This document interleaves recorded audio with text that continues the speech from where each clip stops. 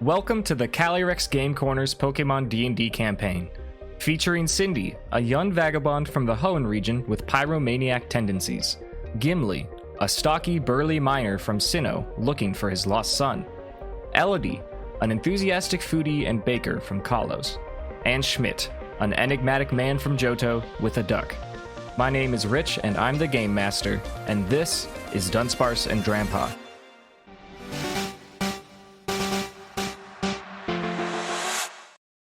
The last thing that the Quacko Packo decided to do when they got their next course of action decided was to challenge the Rustboro City Gym. As usual, everyone decided to go at separate times because you can't do it as a group. It is now Elodie's turn. Before Elodie goes to the Rustboro City Gym to try and get her fourth gym badge, is there any order of business that she would like to tackle in Rustboro City while she is here on her own? Let's see. Feel like she's good. I feel like I've gotten everything I want to take care of taken care of. Okay. And it's not like she's going to leave or anything, but I just wanted to see if you wanted to do any gallivanting. I think we're good. Cool. Okay. Onwards to the Rustboro City Gym. The exterior looks very much like the gyms that she's used to.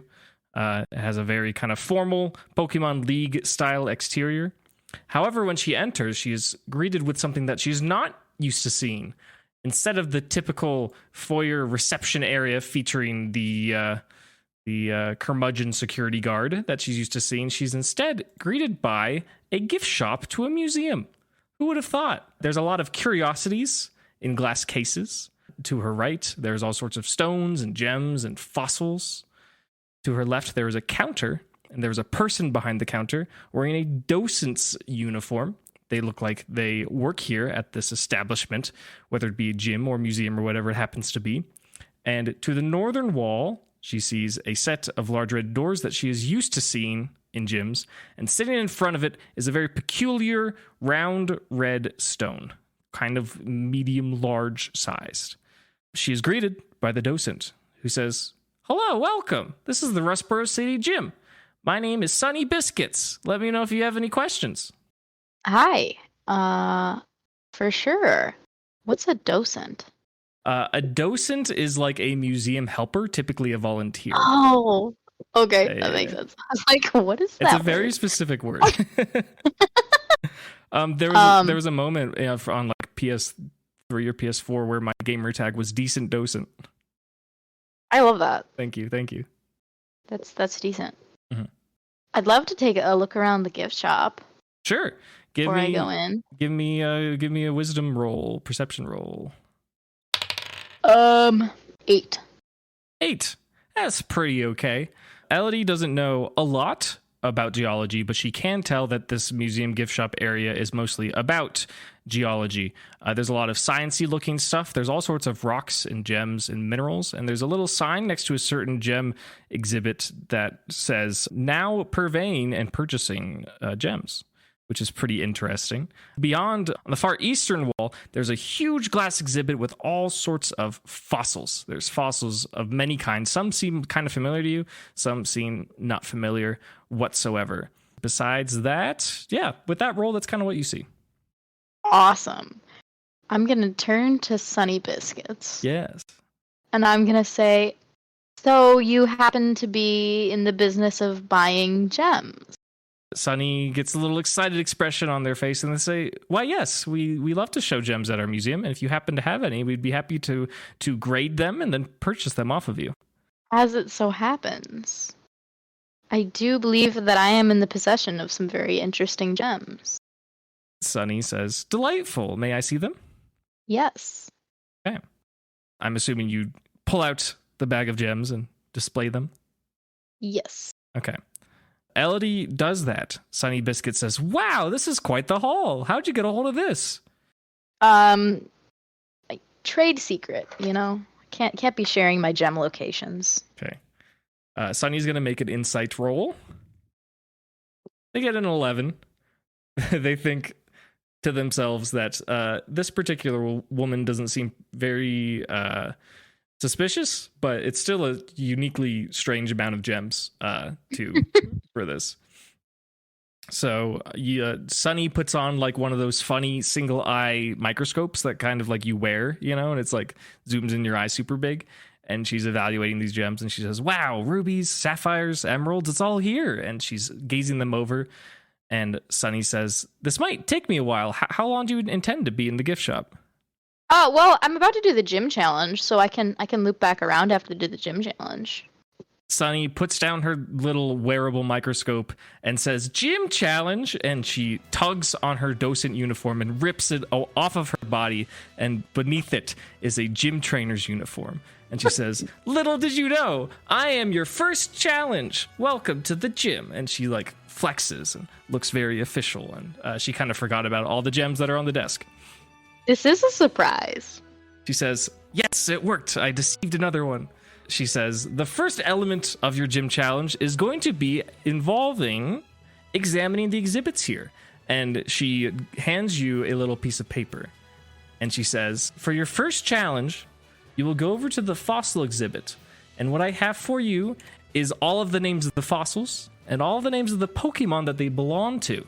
It is your responsibility to match them as best you can. And depending on how many you get correct, will determine the difficulty of your first challenge. Oh, wow. Okay. There's so many. So, all right. I'll just read them out loud because I did for Cindy as well. But for the fossils in alphabetical order, we have Armor, Bird, Claw, Cover, Dino, Dome, Drake, Fish, Helix, Jaw, Old Amber, Plume, Root, Sail, and Skull. And for the Pokemon in generation order, Pokédex order, we have Omanite, Kabuto, Aerodactyl, Lileep, Anorith, Cranidos, Shieldon, Tortuga, Archon, Tyrant, Amora, Draco, Arcto, Zolt, and Vish. Those last four being incomplete specimens, because that's how Galar does their archaeology. Okay, sounds good. Do you have any thoughts? Anything you want to lock in early? Sure, I can lock in some early. Okay. I'm fairly certain Drake is Draco. Okay. And Fish is Vish. These may seem obvious, but Good. Could be. Uh-huh. And that Root is a Lileep. Okay. I'm working on the rest. Sure. Let me know if you want to commit to any. You're welcome to write them down, type them out, but I will need to hear them. I am writing them down. Okay. It is very helpful to me. Yes. This is like role play, because like she's actually writing them down. Yeah, that's perfect. That's how it should be. Imagine role-playing games. Who would have thought? Oh. Gimli just got Amora. That's true. I cannot remember what it was. No, it was said out loud at least a couple times. I know, it had to have been. But like my brain is like, oh my goodness. Do your best. If it helps you, there are 15. That is the number you're looking for. I think I know which one it is. Okay. I think what kind of makes sense in my mind. There's 15, you said? There are 15. And you've answered for 3. Somehow I have 16 written down. I have 15. Maybe Old and Amber you did in 2 separate words. I don't know. Yeah, I definitely did do that because on my screen they're 2 different on 2 different lines. Yep, there you go. The Old fossil and the Amber fossil. Yeah, I was gonna say Old fossil. I don't remember that one. Aren't they all kind of old? Ideally. New fossil, real. Ooh. Okay, I have my guesses. Okay, I'm ready for them. I have Drake and Vish and Root. Right. I'll cross those off so I don't say them. Okay. Okay, so I believe Armor is Shieldon. Okay. Bird is Zolt. Okay. Claw is Anorith. Cover is Tortuga. Okay. Dino is Tyrant. Okay. Dome is Kabuto. Old Amber is Aerodactyl. I skipped one. Okay. Helix is Ammonite. I skipped 2 actually. Oops. My markings. Jaw is Arcto. Plume is Archon. Is that right? Is that his real name? Either Archon or Archon. Weird to me. Yeah. Archon? I don't know. I don't know. Sail is Amora. Okay. And Skull is Cranidos. These are my guesses. Okay. Do you feel happy with that and ready to turn them in to Sunny Biscuits? Yes. Okay. Sunny is delighted They say, "Oh, let me take a look," and they peruse through. They re-equip their little magnifying eye piece just to be a little extra silly, extra professional. And they scan through, and they say, "Challenger, you guessed all of them correct except for one pair." No, one pair. Okay. Sunny says, "Unfortunately, you confused." I mean, if you're going to get one wrong, you're going to get two wrong. That's just the way it works. But you confuse Dino and Jaw. The Jaw fossil belongs to Tyrant, and the Dino fossil belongs to Arcto. And Sunny says, "That's fair." Sunny says, "Overall, a very good job. And as such, prepare for your first battle." And Sunny points her hand out towards the red doors, and they open up, they creak open, and the strange red boulder that is lying in front of it begins to tremble. And Sunny says, "Shuckle now!" And Shuckle, this strange large red boulder, begins shedding its shell, smashing it perhaps. Boom, boom, boom, a whole bunch of times. In fact, it smashes its shell 13 times. And now it looks like a pretty small Shuckle. It has like the thinnest possible shell that you've ever seen on a Shuckle. And Sunny says, "For this first challenge, you'll be having a single battle versus my Shuckle, just my Shuckle, and you can use up to 3 Pokemon. Let the battle begin." And you may roll initiative. Out of curiosity, I do need to know actually which 3 Pokemon you're bringing into the gym. The Pokemon that are like in my party. Yeah, because you only have 3 to battle in the gym. Okay, I can only bring in 3 to do any battles in the gym? Correct. Okay. You have like a assigned gym party. Got it. Besides Bubblegum, I will have Grape Juice, the Marshtomp, and I'm gonna bring Key Lime as well. Ooh. We'll do those 3. Cabbage is gonna be on the sidelines. Cabbage is gonna cheer everybody on. We'll give her some little pom-poms. Ooh, I like that. I like that idea. That's fun. 13 shell smashes? Dude's crazy. Yeah. It may not directly correlate to what Shell Smash does in the game. Right. But that's fair. Fabulously. I rolled a 22 for initiative. Wow. Sunny got an 18 and thought that was pretty good. So Elodie may go first versus this very strange Shuckle. This is a strange Shuckle. I think I am just going to use Bubblegum. Bubblegum hits the field. Delightful Brione. Ready for action. What will Bubblegum do? Bubblegum is gonna Bubble Beam. Wow, all these bubbles.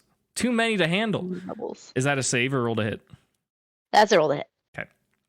I shall do it. Let's go. Rolls are good today. 21 to hit. That absolutely hits. You may roll for super effective damage. That'll be 26 damage. Nice. 26 points of super effective damage as Bubblegum unleashes a torrent of bubbles from her mouth, and they pelt into this weirdly skinny Shuckle, and it seems to wince and recoil.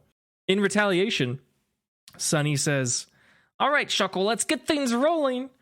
And Shuckle tucks its little noodle limbs into its thin red shell and uses a rollout versus Bubblegum. Rolling to hit with 19 to hit. Yes, that will hit. Excellent.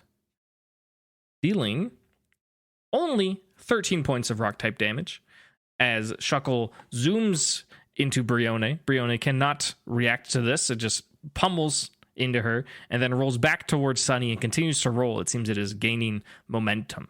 It is now Bubblegum's turn yet again. Fabulous.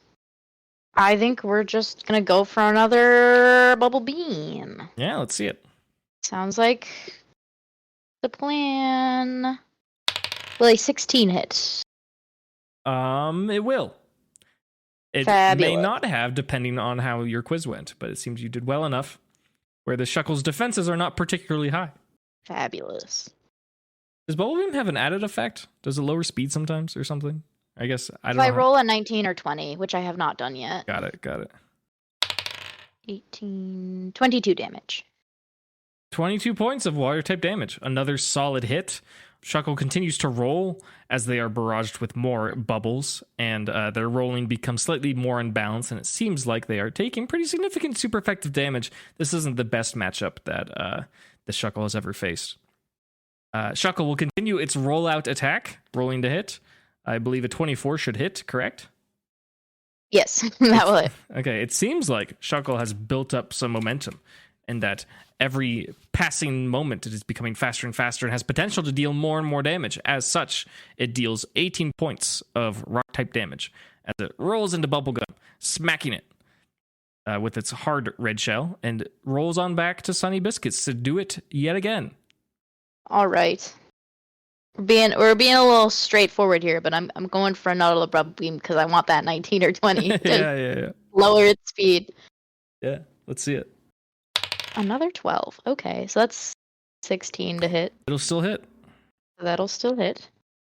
Maybe we'll just gain enough damage over time. That'll do another 22. 22? Jeez. Bubblegum becoming more and more proficient with this bubble blowing. The bubbles pop and explode on Shuckle's shell as it is spinning, and it seems that it is continuing to wobble and perhaps even begin to slow down as it takes this super effective damage. Good stuff from Bubblegum. But Shuckle is not out of the battle. They will continue their consistent roll-out attack. This is a roll-out versus bubble beam situation. Does a 15 hit Bubblegum? That meets, so yes. Oh, just barely. Shuckle is increasing in speed every passing second, and as such deals a whopping 31 points of rock damage. Rutrose. Hopefully Bubblegum's hanging in there, hopefully. Yeah, we're still alive, but it's not looking good. Okay, understood. The good news is that it's Bubblegum's turn yet again. Yes, and now I also have Torrent. Let's go. Fabulous. How much does that boost by? That will double my damage bonus on my water type attack. Very cool. Okay. Now I shall roll to hit.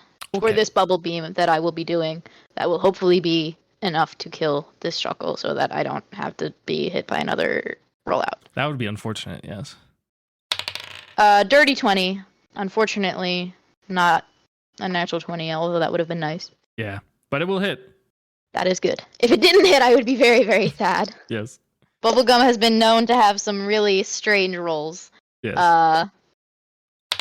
That will be a 26.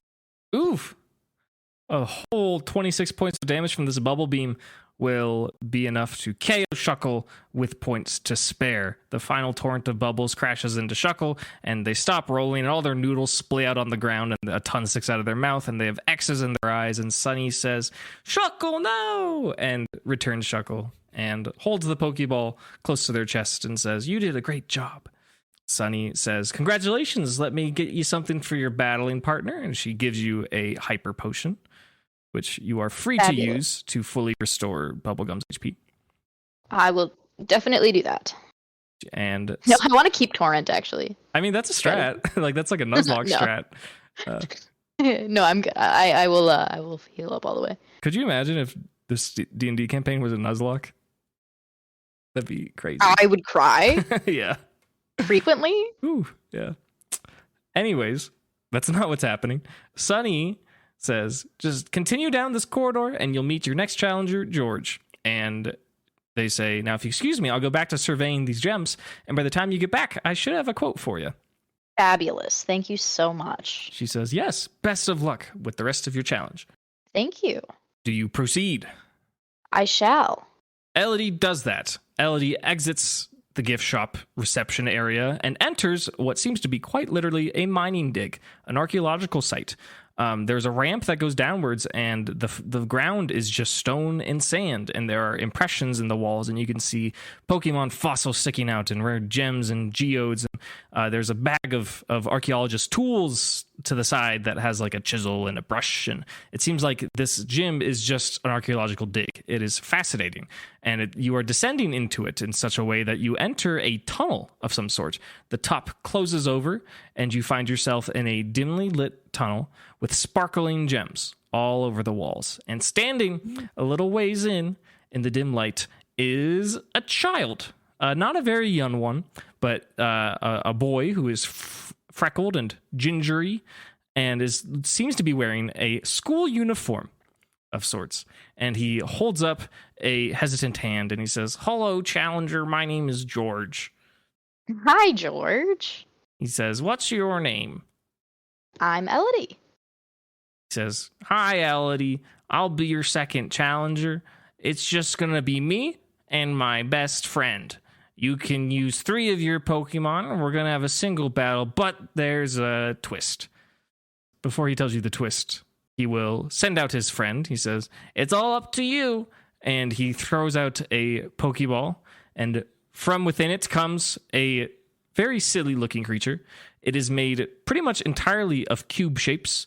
It seems to be a pile of salt that is formed in the shape of a golem who has salt features all over its body. It seems to be constantly dripping salt or white rock. Who knows? And this Pokemon is referred to as Garganacl. And when you see Garganacl, it awkwardly lifts a little hand and also waves to you the same way George did. I'm going to wave at the Garganacl. Yeah, roll Charisma. Oh, fabulous.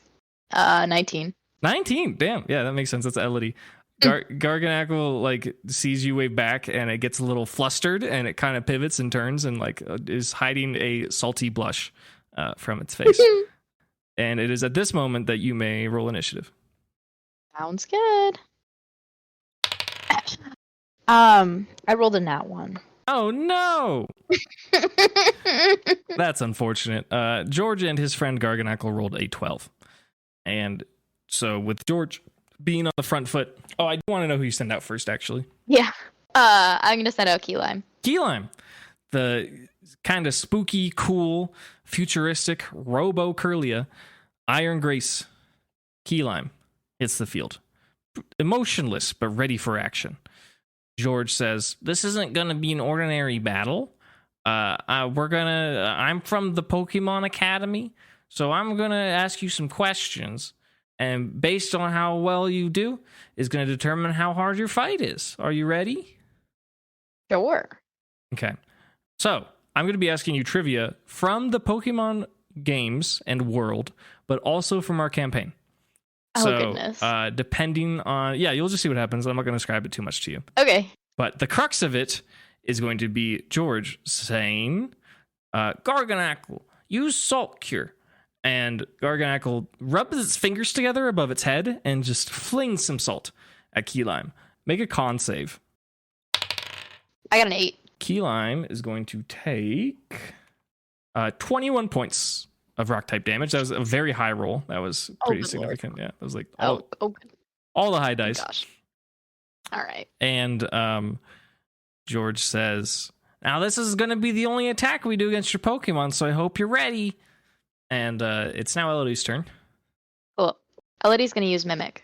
Oh, Get Salt Cure. I forgot about that.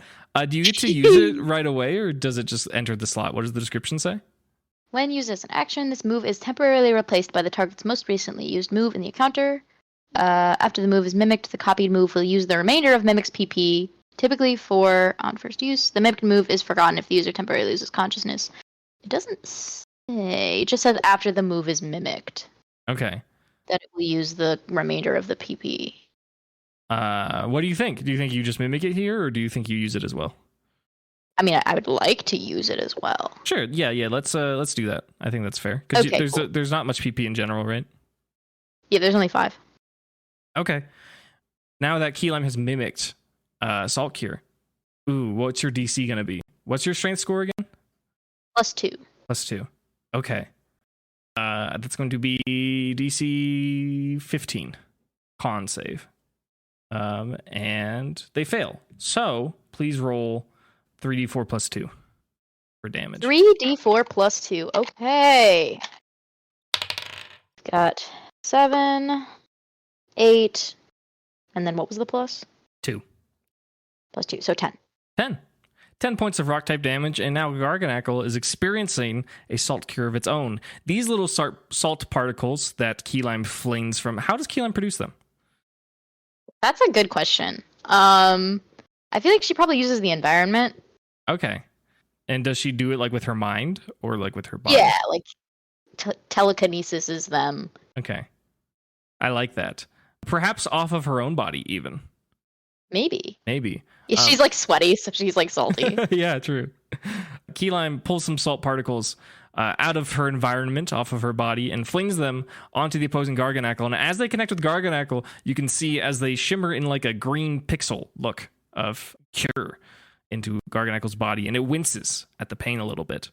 However, that is going to be it for Elodie's turn. And now this is where the fun begins. George says, "The damage is already done. It's time for you to answer some questions." George asks, oh, and also these are timed. So when I'm done, I'm going to hit a 30-second timer, just so you're prepared. That being said, are you prepared? Yeah. Okay. George asks, what is the first pure rock type Pokemon by national Pokédex number? Oh, good lord. Why would you do this to me? I'm fairly certain it's not Geodude, because I think they're rock ground, because like all of the Gen 1s are like rock ground. Mm-hmm. Oh gosh. Oh, good lord. If they are all like rock ground, I can't even remember any other like Gen 1 rock types right now. Mm-hmm, Maybe it's a Gen 2.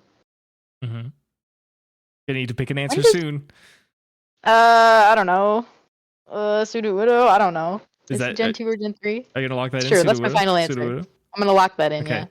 George says, Elodie, you are correct. And what? Sudowoodo is the first pure rock type by national dex number. Excellent guess. I actually cannot believe that I got that right. Sometimes you're just under pressure and it just works.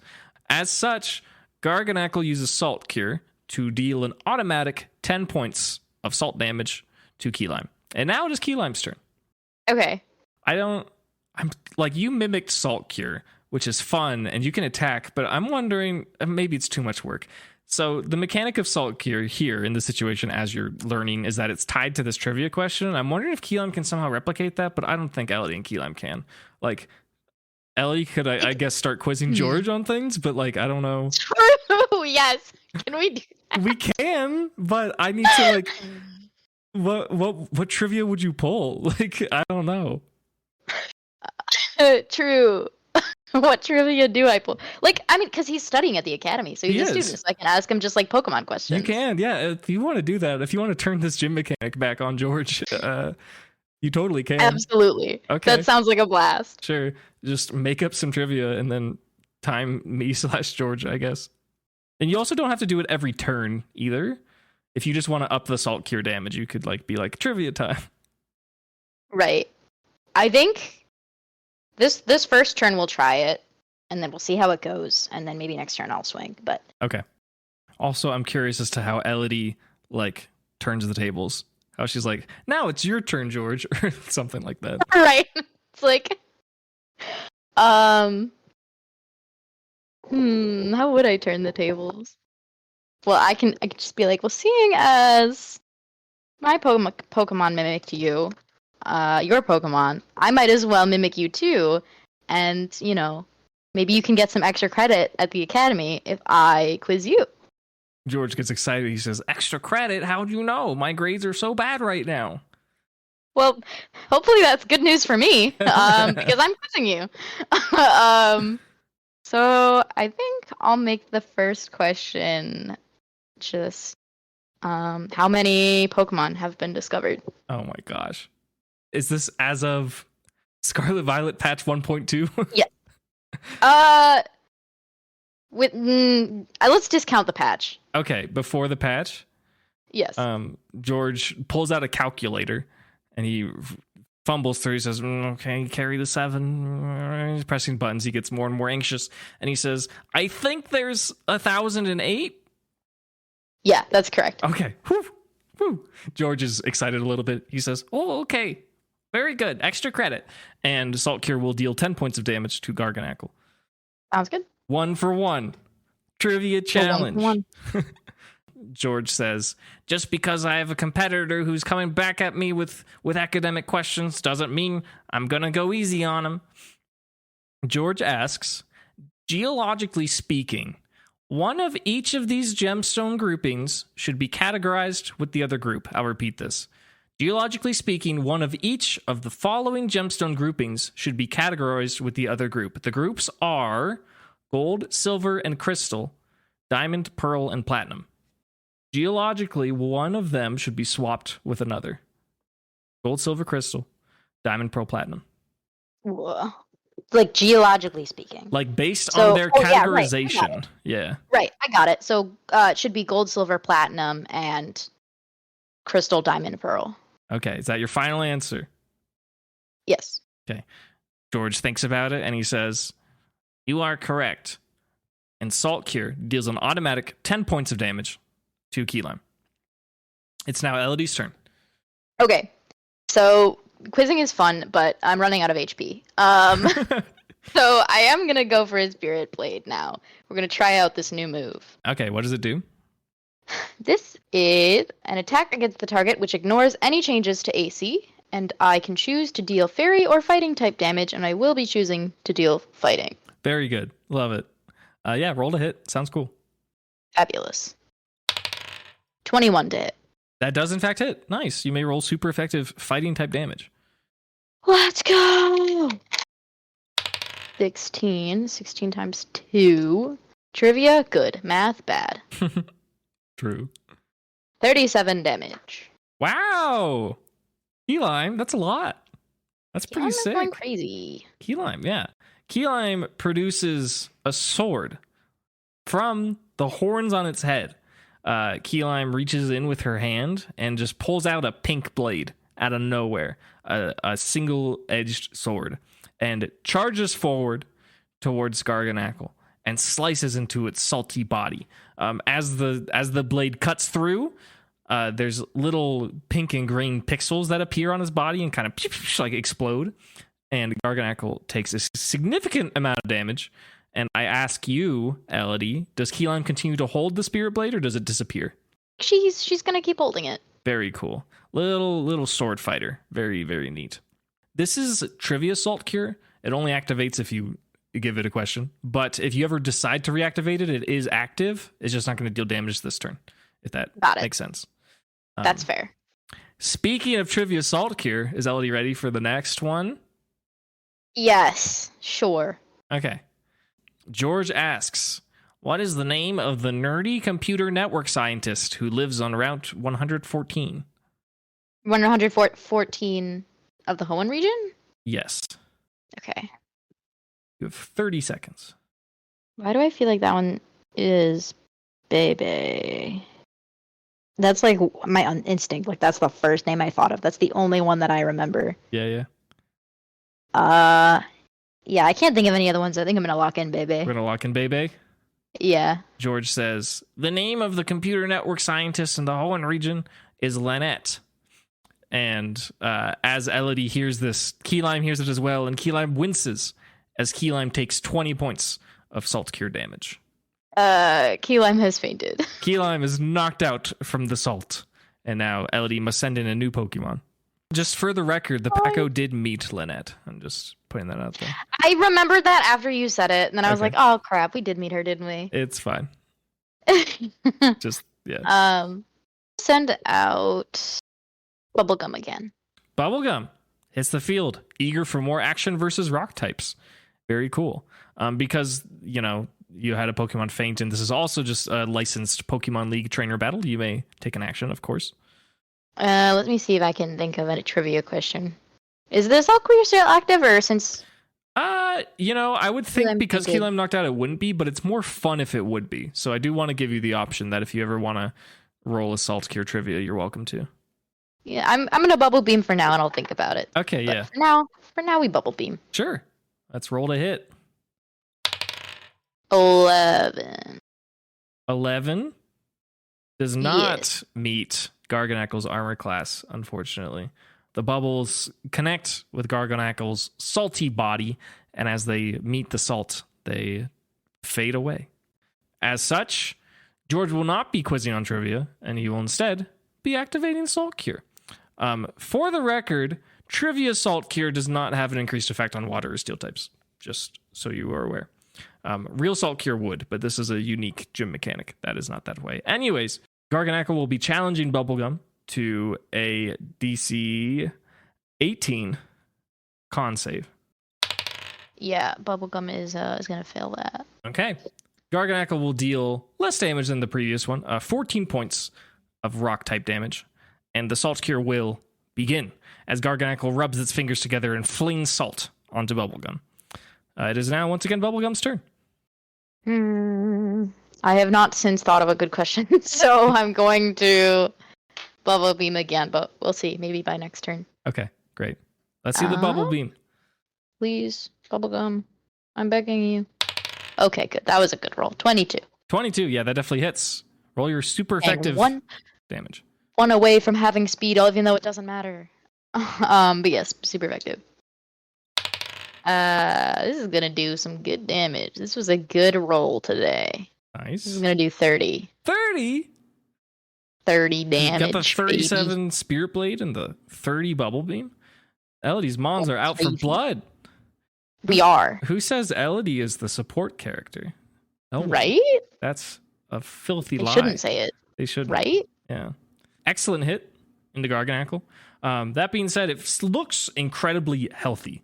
It's thick. It's chunky. It seems like it is quite resilient. That is a big hit. I don't want to undermine that, but Garganackle is definitely here for the long haul. That being said, George asks Elodie an academic question. Are you ready? Yes. Okay. What 2 Pokemon does Roxanne use against rookie trainers with no badges? Fabulous question that I totally know the answer to. Oh, goodness. Why do I feel like one of them is Anorith? Okay. And the other is... Oh, God. Nose Pass? Are you locking in Anorith? I'm finalizing those two, yes. Okay. George says, the 2 Pokemon that Roxanne uses against rookie trainers with no badges are Nose Pass, her signature, and Geodude. As such, I'll give you partial credit. And the Salt Cure connects and deals 15 points of rock-type damage as Bubblegum gets whittled a little bit. For Anorith, you might be thinking of Emerald Kaizo, maybe? I have never played Emerald Kaizo. Oh, okay. I just guessed that on a whim. Yeah, that's fair. But if she does use Anorith and Emerald Kaizo, that's cool. I think in her rematches, too, she uses, like, Armaldo and stuff, so that's, yeah. Good guess. Nice try. It is Elodie and Bubblegum's turn. Fabulous. Once again, failed to think of a good question. That's fine. That's fine. So we're going to roll a Bubble Beam, because it hasn't really failed us yet, other than the one time that I rolled low enough not to hit. This is the gym for Bubble Beam, for sure. This is the Bubble Gym. Yes. Bubble Buddy. That will be a 17 to hit. That actually misses Garganackle's armor class by 1. You're kidding. I'm not kidding. I am so sorry. It's fine. It's fine. Very unfortunate. Almost just barely soaking into Garganackle's salty exterior, but it is not enough. Elodie's going to have to find a different way to do it or do something else. I don't know. Who knows? Next trivia. Are you ready? Yes. George asks, name at least 3 types that a Lileep would be weak to. Types that a Lileep. Fairly certain Lileep is bug rock. So, like, water, ground. Okay. You're locking in water, fighting, and ground? Yes. Okay. George says, Lileep is a rock and grass type, and as such, it is weak to bug, steel, ice, and fighting. You got one of them, so Garganackle will give you a break. And Garganackle deals 22 points. I forgore. It is tricky. Not easy. It is tricky, because he looks like a bug guy. Yeah, he's just a little sea barnacle that is not a water type either, so who would have thought? But it's Elodie's turn. Is Elodie going to switch up her strategy, or is it just more bubble time? Oh, I feel like I have to. Hold on, give me a sec. I'm gonna get a question. Sure. Real quick. Yeah. That I'm gonna ask. Yeah. Okay. I got a question. We're ready. That I'm gonna ask. Cool. What is it? What Pokemon has the highest level evolution? Oh, okay. I need to count. George will be thinking. George pulls out a little notebook and he starts like drawing diagrams, and he's like, it has to be a powerful Pokemon, and it probably has multiple stages. And he bites on his pencil and he looks up at Elodie and he says, I have a guess. Okay. I think it's Hydreigon. Yeah, like, yes. Technically, like, Zoelis, because evolving into Hydreigon. Oh. Yeah. But I mean, that counts, because that's what it's... Are you going to dock him credit for that? No, that's right. Okay. I don't know how else to say that. That's fine. As George answers the question, Garganacl takes 10 points of Salt Cure damage. It's back to George, isn't it? It sure is. It's the Trivia Showdown. George asks, what is the name of Mount Chimney's southern-facing slope that often has athletes training and is home to a previous Team Magma hideout? Yeah, I'm gonna go with the Jagged Pass on that one. Ooh! George stumbles back in recoil and shock as he can't believe how quickly Elodie got that. He wipes sweat from his brow and he says, you're smarter than I thought. And Salt Cure deals a consistent 22 points of rock-type damage. What? To Bubblegum. Girl. It stays mandatory. Man. Yeah. Mm-hmm. No, Bubblegum has fainted. No, we gotta wrap this up. We gotta hurry. No, no. Come on. It's grape juice time. Come on, grape juice. It is grape juice time. Grape juice, come on. Baby, you got this. Grape juice. Grape juice has got this in the bag. Actually, don't matter. It don't matter at all. Okay, let's see it. Grape juice. Marshtomp. It is my turn, yes? Yes. Shiny Marshtomp. What are they doing? Yes. Mud Bomb Baby. Mud Bomb Baby. The classic MBB. MBB. B. True. True. What's the last B? What? Well, it's Mud Bomb Baby. Oh, baby. B. Okay, yeah. Got it. Baby is the different. Anyways. Yeah. That'll be a 22 to hit. Yeah, that'll hit. Fabulous. Let's roll a heck ton of D4s. If you keep getting 30 somethings, it's looking pretty good for you. This is five D4s. And then it's super effective, right? Oh geez, yeah. Holy moly. So that's a lot. Yeah. This could go crazy right now. Okay, 5. Or maybe not, because maybe I'll just not roll that crazy. That will do 31. Nice. Another big hit. Second of all, he's still up, right? Yes, he's not out yet. I hypothesized as much. Second of all, so the whole thing is that if they're hit, they must make a con save, and then on a failure, their next attack or save is at disadvantage. Does that count here? Because he's not attacking. How would you want to reframe it to give you an advantage, possibly? That is a good question. I don't know the way that you're doing Salt Cure. Yeah.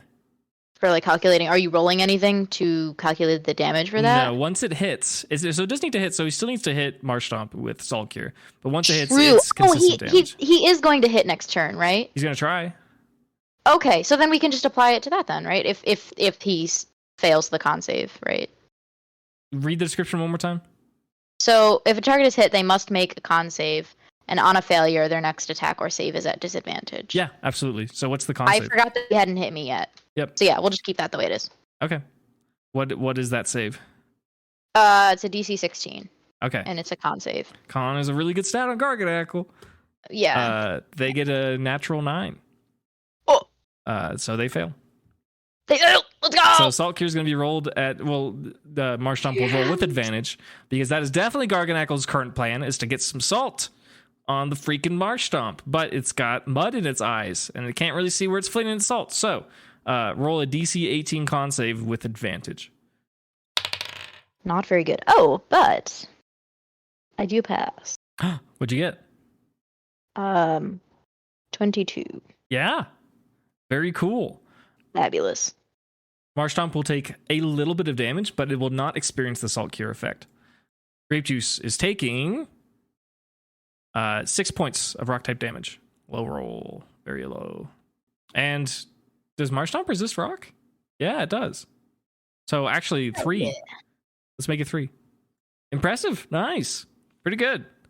George looks frustrated and he stomps his school uniform shoe in the sandy ground, and Garganackle looks embarrassed. And it is now once again Grapejuice's turn to attack. Let's do this thing. All right, Whirlpool time. Ooh, love it. That's a save, right? No, that is to hit. My memory's so bad. But if I trap, on a hit I will trap you. But once you are trapped, you can attempt to escape with a strength save. That's probably what you're thinking of. Yes, that's probably it. Dang. 14. I got 14 to hit, so doesn't matter anyways. 14 to hit does not hit, unfortunately. The whirlpool, it's a little dark and dry in this tunnel, and Marshtomp can't quite make it happen, unfortunately. George sees his other opportunity, and he says, Garganackle, get that salt cure! And Garganackle twiddles its fingers and requests a DC 18 con save from Grapejuice. I got a dirty 20. A dirty 20! Marshtomp! Grapejuice is unstoppable! This will deal damage. It will deal a small amount of rock-type damage. Specifically, 7. Actually, it's not a small... it's still a small amount, but not much. 7 points. Small compared to what he's been doing. Yeah. 7 points of rock-type damage. Garganackle and George are looking frustrated. George says, this doesn't happen very often. And Garganackle goes, brrr, and it's like not having a good time. It is, once again, Grapejuice's turn. Grapejuice goes crazy. We're going to Whirlpool again. We're going to get this Whirlpool. Yeah, let's see it. This Whirlpool, dog. Oh, got a 10. Not the 10. My plus to hit is so high, I'm just rolling low. Yeah, it's just the way it goes. Grapejuice got overconfident, perhaps, with that first mud bomb. Maybe, yeah. And Garganackle still hasn't gone at salt either, though, so it's kind of an even playing field, 1v1 right now. That being said, George instructs Garganackle to get that salt going. DC 18 con save. All right, now we failed. It's a 13. 13. That is a failure. That'll be a potentially a little bit more damage, but it's resistant, so maybe not that much more. But most importantly, the salt will begin. Let's see the damage. Once again, 7 points of rock type damage, and Marshtomp feels a little salty. Salt is happening. We'll go back to Grapejuice. Feeling salty. You're on a clock. We're gonna get this. We're gonna get this. We're gonna get this Whirlpool. I believe 18. You met 18? Yeah, I rolled an 18. That will hit. Fabulous. I figured as much. I just thought I'd check. Yeah. 25. Wow. Really? Yeah. That's pretty damn good. And what's the effect? So now you are restrained. Mm-hmm. And at the beginning of each turn, you may attempt to escape with a strength save of 16. Mm-hmm. And if you are restrained, then I can hit Whirlpool automatically, is how I'm reading this. It says you may reuse this move as an action for automatic water damage. Yeah, it's like Rock 2. Yeah. Right. So, okay, cool. Damn. That's it truly is a damage over time off right now. Yes. Okay, and the water damage is probably more than the salt cure, depending on how the trivia goes, probably. But I haven't been doing well lately. Speaking of trivia, are you ready? Yes. Okay. George asks, what is the statistically average lowest stat of rock-type Pokemon? Oh my god. Statistically average lowest, like, stat as in, like, attack, special attack, defense, whatever? Like, if you took every rock-type Pokemon stats, yeah, like in the game, and made it one Pokemon, what would their lowest stat be? Right, okay. It's between special attack or speed. It's gotta be. Hmm? There's a lot of slow rock types out there, dog. Mm-hmm. But also, like, none of them are special attackers. Okay. Oh, good gosh. I'm gonna go with special attack. You final answer? Yes. Okay. George says the statistically average lowest stat of rock-type Pokemon is speed. Oh, no! And Grapejuice takes 20 points of salt cure damage. Coming down to the wire. Oh, good gosh. Grape juice, come on. Oh. All right. Did he roll his... is he trying to escape? No. Or he's not just not even trying? Nope. Okay. Well, then, that means Whirlpool will automatically hit, correct? It will. Then I shall roll the damage. This is a slightly better roll, I believe. Yes, it was. That will do 31 damage. 31? What are these damage? Elodie, holy moly. Going crazy. Garganackle hangs on with a tiny bit of HP. A little bit left. It's a speck, a sliver, one might say. And George says, uh-oh, buddy, we haven't got much time. And Garganackle says, Garg. And George says, I'm going to give you the final gambit. Are you ready? I'm so ready. George says, this one is worth 3 charges of salt cure. Oh, good lord. Here we go. What is the name of the ambitious shopkeeper from the Lily Cove City Summer Festival? And what is his partner Pokemon? And what is the partner Pokemon's name? That is Kmart and his partner Pichu Pablo.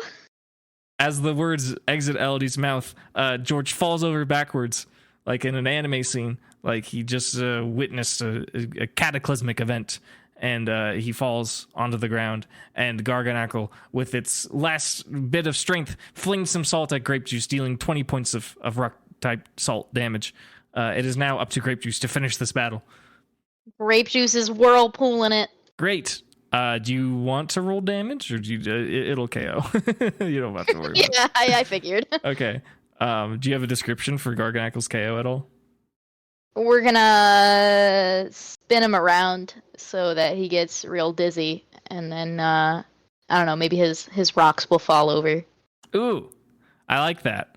Yeah, Grape Juice commands their whirlpool to uproot Garganackle, this heavy rock salt monster, from the ground, spin it around in circles, and then all the little salty parts, cubes, the Minecraft cubes of Garganackle's body, just kind of slump around. Fall off of its body, and now it's just a pile of salt, basically. And George says, Garganackle, you did your best, and recalls it. George says to Elodie, great job, you really know your stuff. And he also says, I think Sonny forgot to pay you for your battle, so let me cover that. Yeah, Sonny definitely did. Yeah, and Elodie's going to get a whopping 34 Pokemon dollars. Yay! And a full heal for her team, except for PP. That is fair. And George says, well, you've come this far. There's just one trainer left, Headmaster Roxanne. I wish you luck. Thank you. I might need it, seeing how that went.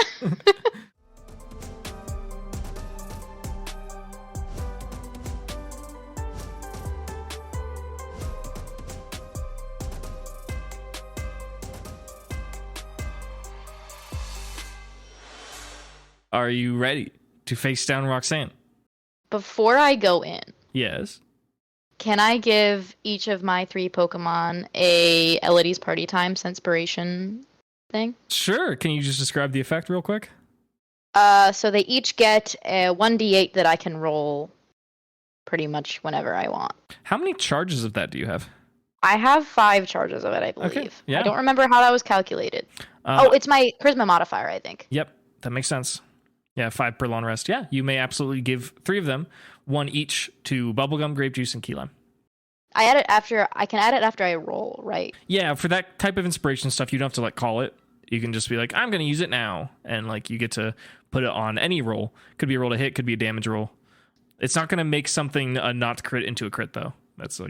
Right. Yeah. Right. But yeah, you can put it on whatever you want. Cool. Anything else for Elodie for prep? I think that's going to be it. Okay. Elodie marches forward. The tunnel begins to ascend. There is a gradual climb, and she exits onto a battle pitch, your classic kind of Pokemon League standard gym stadium. There are still fossils all over the place, and there are torches hanging from a rock wall to the north. that illuminate a large dragon-type skeleton to the facade of the rock. If Elodie looks to her left, she sees a large cast of a seemingly rock-type Pokemon that has scythes for hands on its arms. It seems like it might be a swift swimmer. She turns to her right and she sees a giant fossil cast mold of a kind of a barnacle-looking Pokemon that looks like a plant. It's got silly little tendrils out of the top of its head. And she looks forward and she sees a very professional, very studious young woman, probably in her mid to late 20s, wearing a very proper kind of gray academic dress. She has her hair done very nicely, and she has her eyes in a book.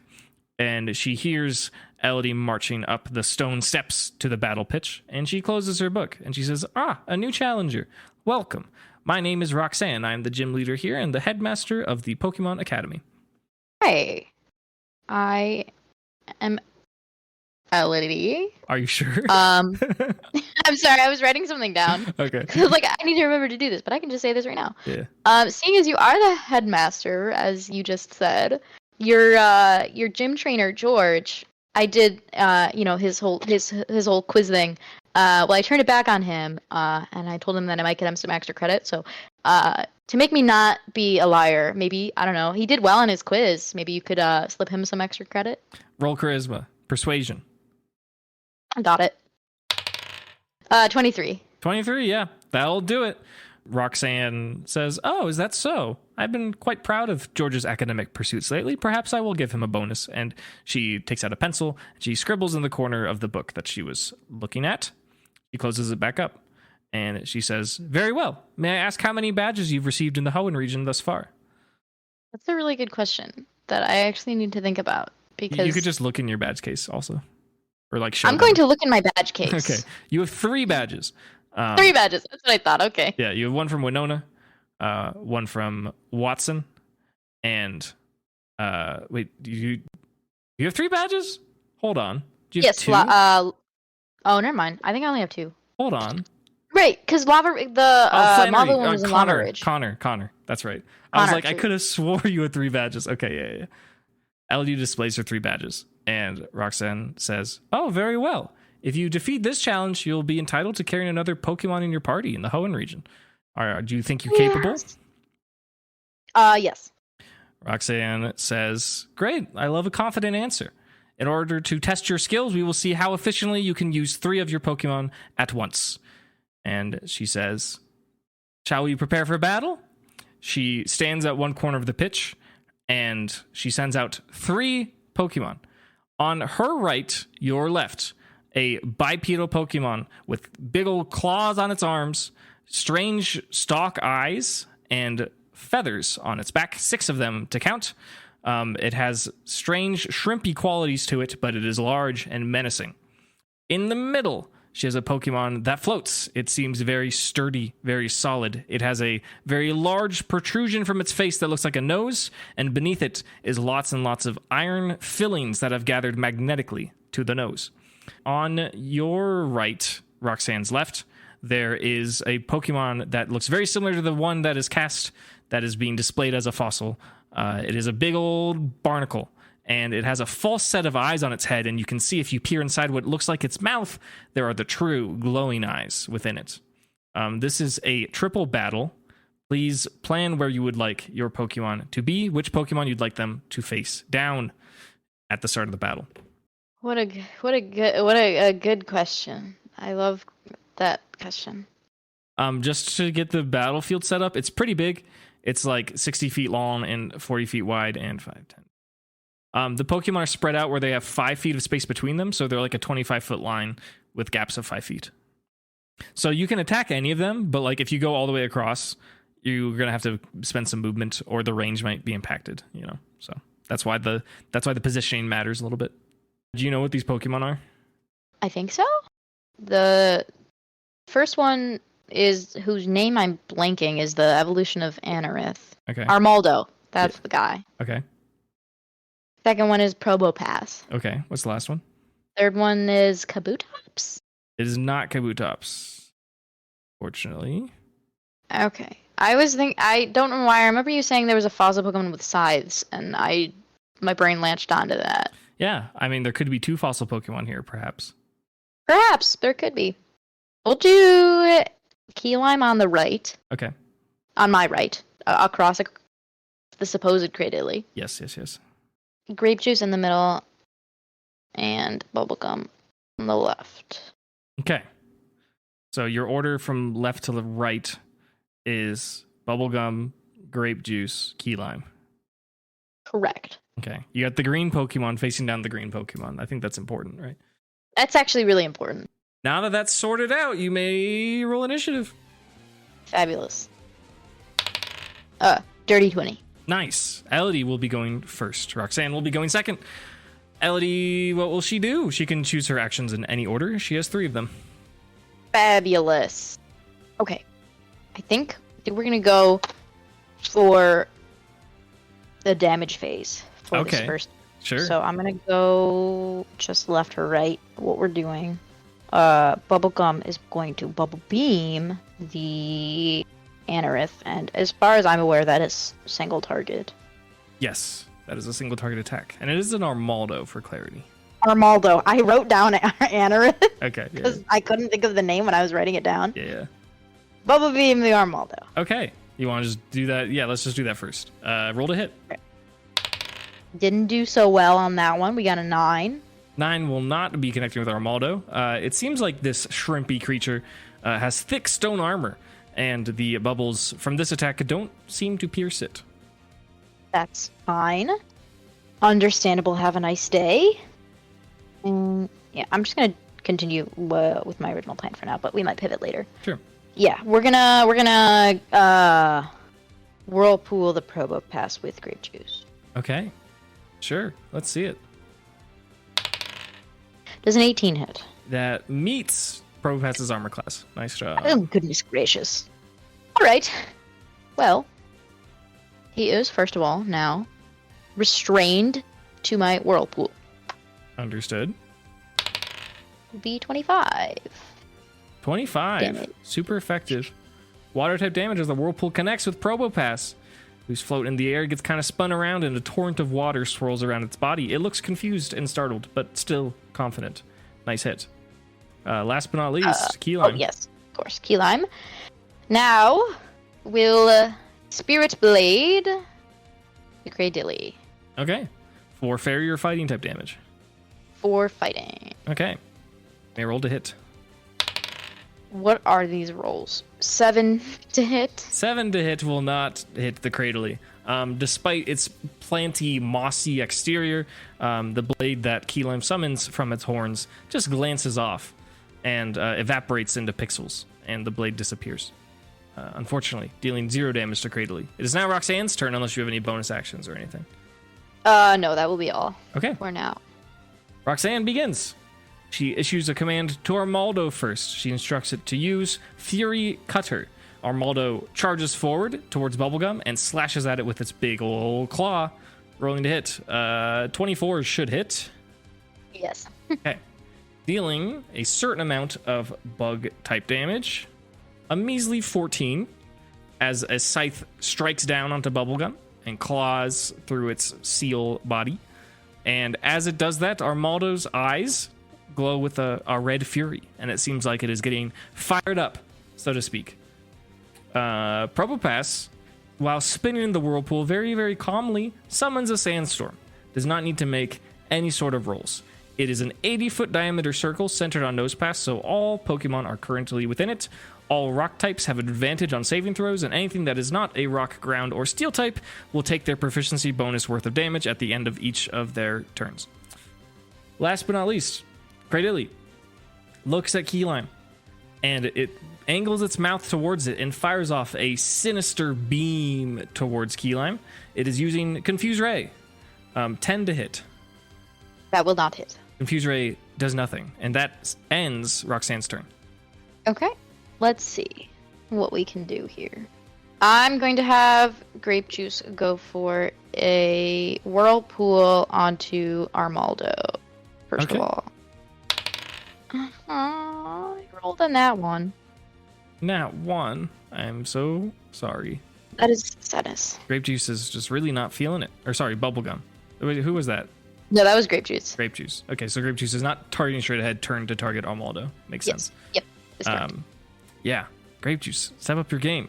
Whirlpool does nothing. Hardly any water even gets spawned. Grape juice just got distracted. Who's next? I think I'm gonna have Key Lime go for another Spirit Blade onto Cradilly. Sure. Roll to hit. I'm gonna assume it's fighting unless you say otherwise. Yes. Okay. Yeah. Does the 17 hit? 17 meets the armor class of Cradilly. Fabulous. Super effective fighting type damage incoming. Incoming. That will do 31 damage. A good hit. All these 30 hits in this gym challenge. I like it. I know, right? It's like weird. They're like all around 30. Yeah, pretty good. Key Lime summons forth its blade from its horns, its sword, and charges forward and slashes into Cradilly, leaving behind a gash that is accompanied by little exploding pixels. And Cradilly experiences a significant amount of fighting type damage from the Spirit Blade. Good hit. All right. And then finally, I'm going to have Bubblegum go for a Disarming Voice. So that will do automatic fairy damage to any creature in range, which is 20 feet from myself. So that will just be Armaldo and Probopass, I think. You could pick any pair as long as it involves Probopass. Because you said Grape Juice. Oh, no, Grape Juice Whirlpooled. Yeah, sorry. It is those two. Correct. Okay. So, yes, automatic fairy damage. You may do that. Probopass does resist it. Yes. So I will roll 1d4 for that instead of 2. Okay. So Armaldo takes 7 and Probopass takes 6. 6? Because I rolled the 3 for the d4 and then it's a +3. Oh, is it? But it's resisted, though. It's still 6? It's I have the dice, right? Yeah, you did. Okay, it's the same attack, so they should be taking... I roll it and then I half it, right? Yeah. That's how it works. Yeah, if it's multi-target, sorry. yes. I'm sorry. No, it's fine. Yeah, they should be taking the same and it would be... start of damage. So right. So that'll be 3. We're gonna round it down to 3. Cool. Is that it for Elodie? Any bonus actions or anything? That will be it for now. Yes. Okay. Roxanne, going in the same order, instructs Armaldo to continue with its Fury Cutter, continuing with Rage into Bubblegum, trying to eliminate it from the battle. Getting a 27 to hit. Yeah, that's gonna hit. Armaldo is unstoppable. It is building Fury, dealing 17 points of bug-type damage to Bubblegum. For clarity, as far as the battlefield, Armaldo is like rushing forward and then using its movement to rush back to its allies. So the original formation has not changed. Probopass is going to look at Key Lime and do exactly that. Probopass turns his attention to Key Lime and focuses very intently. And Elodie swears that if she looked right into Probopass's eyes above his big goofy nose, she would see a targeting reticule within his eyeballs. He is very, very focused on Key Lime at this moment. That is his whole turn. Cradilly, what will Cradilly do? Cradilly is going to fire off a ball of grass type energy, one might say an energy ball, towards Marshtomp. Let's see if it hits. There's a 13 hit. Nope. Ooh, lucky. Very good. I guess there's no double super effective, but it would still yeah. hurt. I just thought of that. Yeah. I was like, no, hold on. It's not as bad as you think, but it'd still be bad. Right. Anyways, Energy Ball goes wide. The only one of Roxanne's Pokemon seemingly doing anything productive is Armaldo, who looks like they're getting more and more furious every moment. It is now back to Elodie. Fabulous. Elodie's going to have a turn. Wherein Grape Juice once again attempts a Whirlpool onto Armaldo. Okay. Does a 22 hit? It sure does. Let's get that super effective Fabuloso water-type damage. I think that restrain factor is going to be particularly useful in this moment. Aye, that's why I'm doing it, baby. Okay. That'll be 25 damage. Okay. Good solid hit. Solid. Indeed. Let's see what else I would like to do. I'm actually going to have Key Lime roll a confusion onto Probopass. Okay, interesting. Is that a save or a roll to hit? That is a roll to hit. Okay. will be resisted. Does steel resist psychic? It sure does. Oh, I forgot about that. Steel resists everything. Well, my goal was to confuse it, but sadly, only rolled an 11. I can't use a inspiration to get the natural attack roll up, right? Yeah, you can. It just can't crit. Can't? Yeah. Except for roll Well, the dice. then I'm doing it. Okay. Still got to be high enough. This thing has a lot of AC. You have to get That's at least true. a 5. That is part of it. So. No, what I'm trying to do is get the natural attack high enough to confuse it. Because I need a natural attack roll of a 15. What do you think? I don't know. I mean, the part of it being like the natural attack roll, I feel like makes me think that, you shouldn't be able to because it's supposed to be the natural attack roll. Yeah, I think it's similar to crits in the sense where like it's an added effect because, like, I feel like if you're using inspiration, using it to push it over the edge to land it, but I don't know if you can push it over the edge to get added effects in my DM head. That's fair. So if you want to hold on to your inspiration, inspiration, I would ask. Yeah, that's totally fine. Okay. You can also roll to make it hit, but I don't know how valuable you would find that to be. I did roll an 18, which I believe. I thought you rolled 13. Does that hit? No, yeah. I rolled. Yeah, I'm sorry. You know what? I did roll a 13 because of Baker's Dozen, and that I just remembered right now because I rolled a 12. Oh, look at you. But that would be 19 then, actually. Yeah, that will hit. Okay, cool. But that will be resisted anyways. Regardless, we'll do some damage. That'll do 10 damage. 10 damage. Better than I thought it would be. Pretty good. Pretty good. Not bad. Not bad. And is that everyone? Did Grape Juice go? Great. I don't think Grape Juice went, right? Grape Juice went. Bubblegum did not. Okay, Bubblegum. I have to figure out what I want to do. Yeah, there's some options. There are in fact options. Bubble Beam. Classic. We're gonna Bubble Beam. Who would have guessed? Who would have guessed? Me. Bubble Beam. Let's go for Armaldo. Cool. Yeah. Let's go. Rolls are back for Bubblegum, baby. That'll be a 21. That will hit. Roll your super effective water type damage. Thank God. That will be a 16 damage. Sure. Super effective? Yes. Sounds like some low rolls, maybe? Was in fact a lower roll. I mean, Armaldo's getting chunked, if I'm going to be real with the people. I don't want this bug attacking my baby. Yeah, that's fair. Anything else for Elodie's turn? You know what I forgot about until just right now? Tell me. Key Lime has Trace. True! Yeah. Are there specifics on which Pokemon it traces? Are we going to roll for it?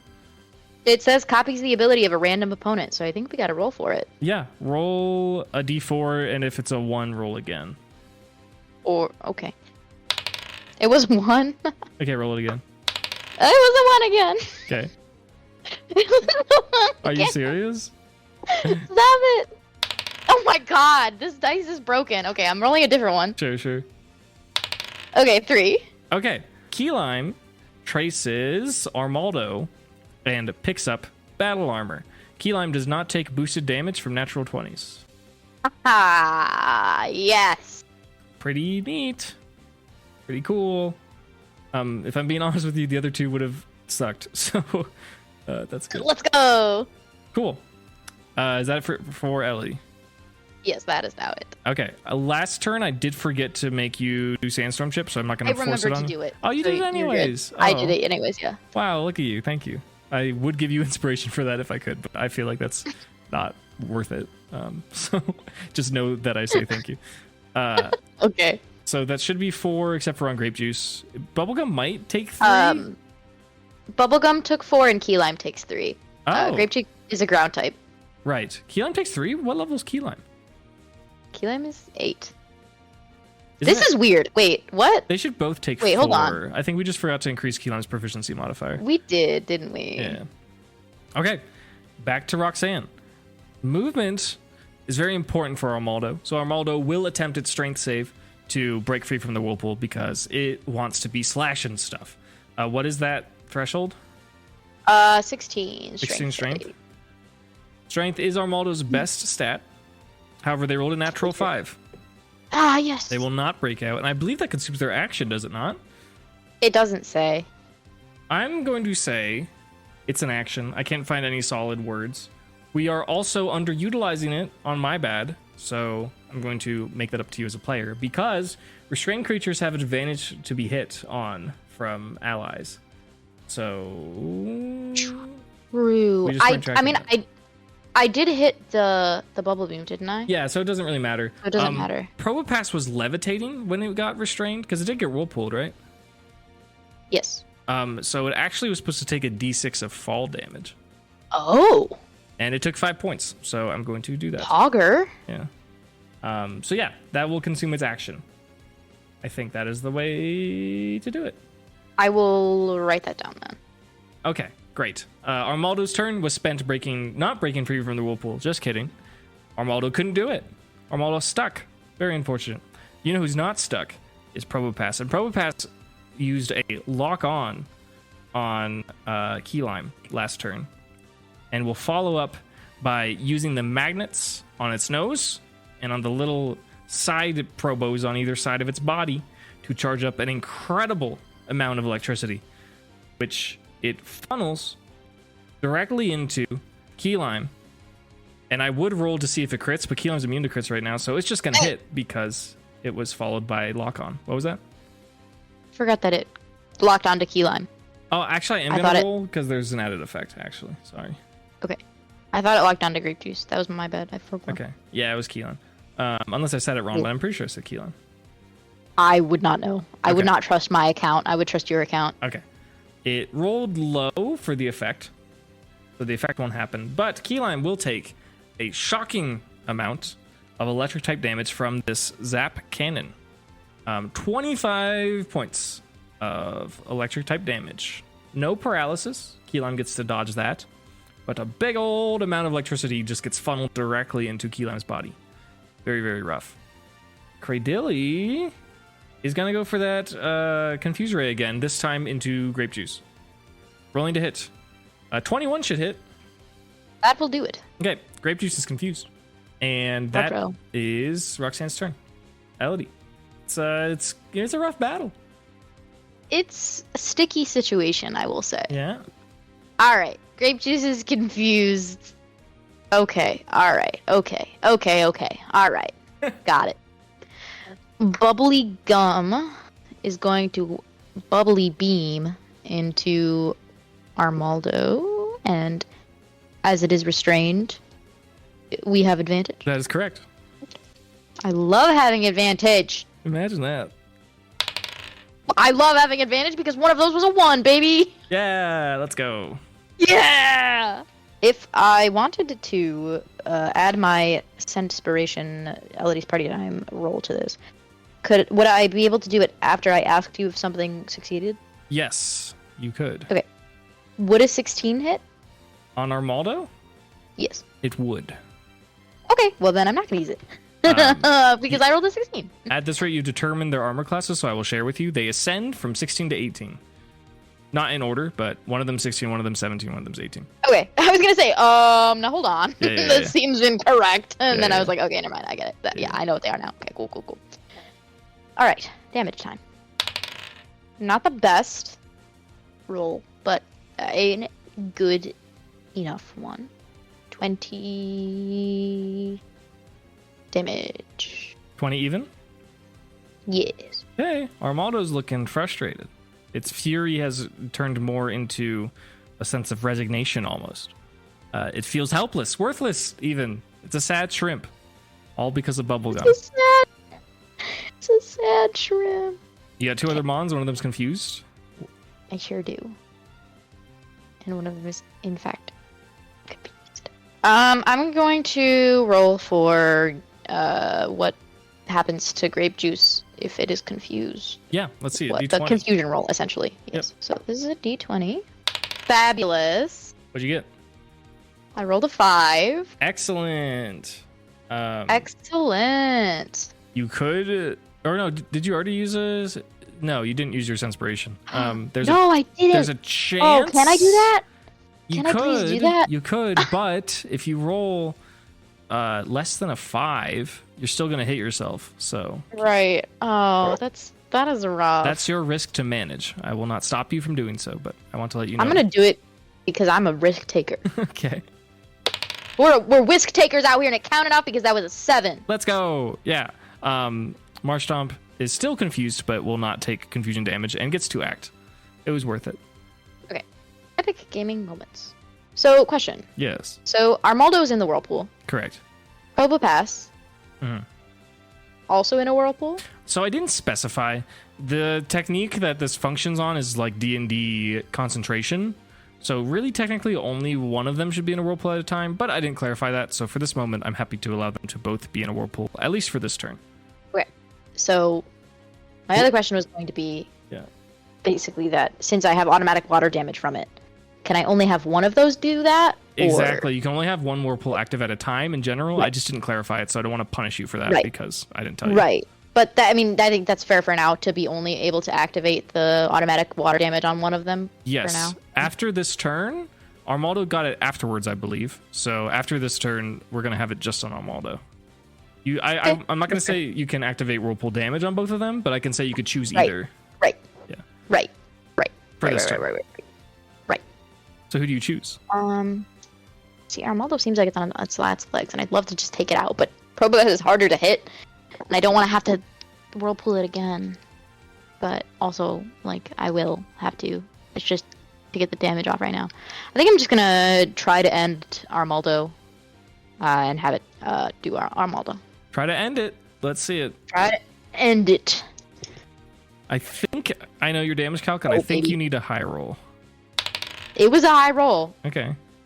It was a pretty high roll. It was a high roll, baby. Oh, geez. 35. 35? Yes. Holy shit. Marshtomp's out here. Yeah, that is a high enough roll to, in fact, knock out Armaldo. It is no longer a threat. Congratulations. Fantastic. That is a very useful Pokemon to remove from the battle, as Grape Juice channels its Whirlpool energy to finish off the sad shrimp, and the sad shrimp is no more. Very good. I'm sorry, sad shrimp. Yeah. He's in shrimp heaven now. So true. Any bonus actions? I hope he's frying rice in heaven. He totally is. That's so good. You tell me an Armaldo fried this rice? Has anyone drawn that? Has anyone drawn Armaldo? Somebody get on that. Yeah, someone should. Key Lime has not moved yet, I believe. Correct. Key Lime moments. Key Lime stunning epic moments of games. Oh, I remember what I was going to do with Key Lime. Am I still going to do that? Question mark. I googled Armaldo fried rice and Clawitzer fried rice, and neither of them resulted in anything. So, my God, no one's made it. I can't believe we live in a world without Armaldo fried rice. Yeah, seriously. That has to be like a thing now that you have to put. Yeah, no, it totally. Yeah, it will happen. Yeah. Yeah, let's do it. We're gonna heal pulse bubblegum. Ooh, some support techniques. You haven't seen much of that today. Yeah, roll your heal pulse. 6, that's 10, 15, 13. 13 HP restored. Very good. It's not bad. No, not at all. We take those. Yeah. And is that it for Elodie's turn? Yeah, we're gonna say that will be all. Okay, I believe everyone's consumed their inspiration at this point. No, because I don't think I had bubblegum. Oh, true, bubblegum has not. And Key Lime didn't either, I don't think. I thought Key Lime did for the confusion to hit? Or was it going to hit anyways? Oh, no, it was going to hit anyways. I just wanted to get to make it confused. Got it, yes, okay. I was trying to do. Got it. Your 2 non-ground type Pokemon will take Sandstorm damage, as it will rage for 7 more turns. Yes, All I am right. recording that. Very good. Armaldo is out. So sad. Roxanne's Juggernaut, no longer in the battle, but she still has her ace and a funny little barnacle guy. The funny little barnacle guy is going to fire off a sludge bomb towards a fairy type named Key Lime. That is a 26 to hit. Yes, that will hit. Okay, so that will deal damage as I'm rolling super effective damage, because you're still Psychic Fairy, right? Yes. As I'm rolling super effective damage, you may roll a DC 17 con save for the poison effect. Failed it. Okay, this is a bad hit for Key Lime. Oh god, Key Lime takes 30 points of poison type damage. Yeah, Key Lime's out. Key Lime is knocked out. Evening the playing field. Way to go, Cradley. Roxanne gets a little smile. She's pleased with her barnacle buddy. Okay, Probopass.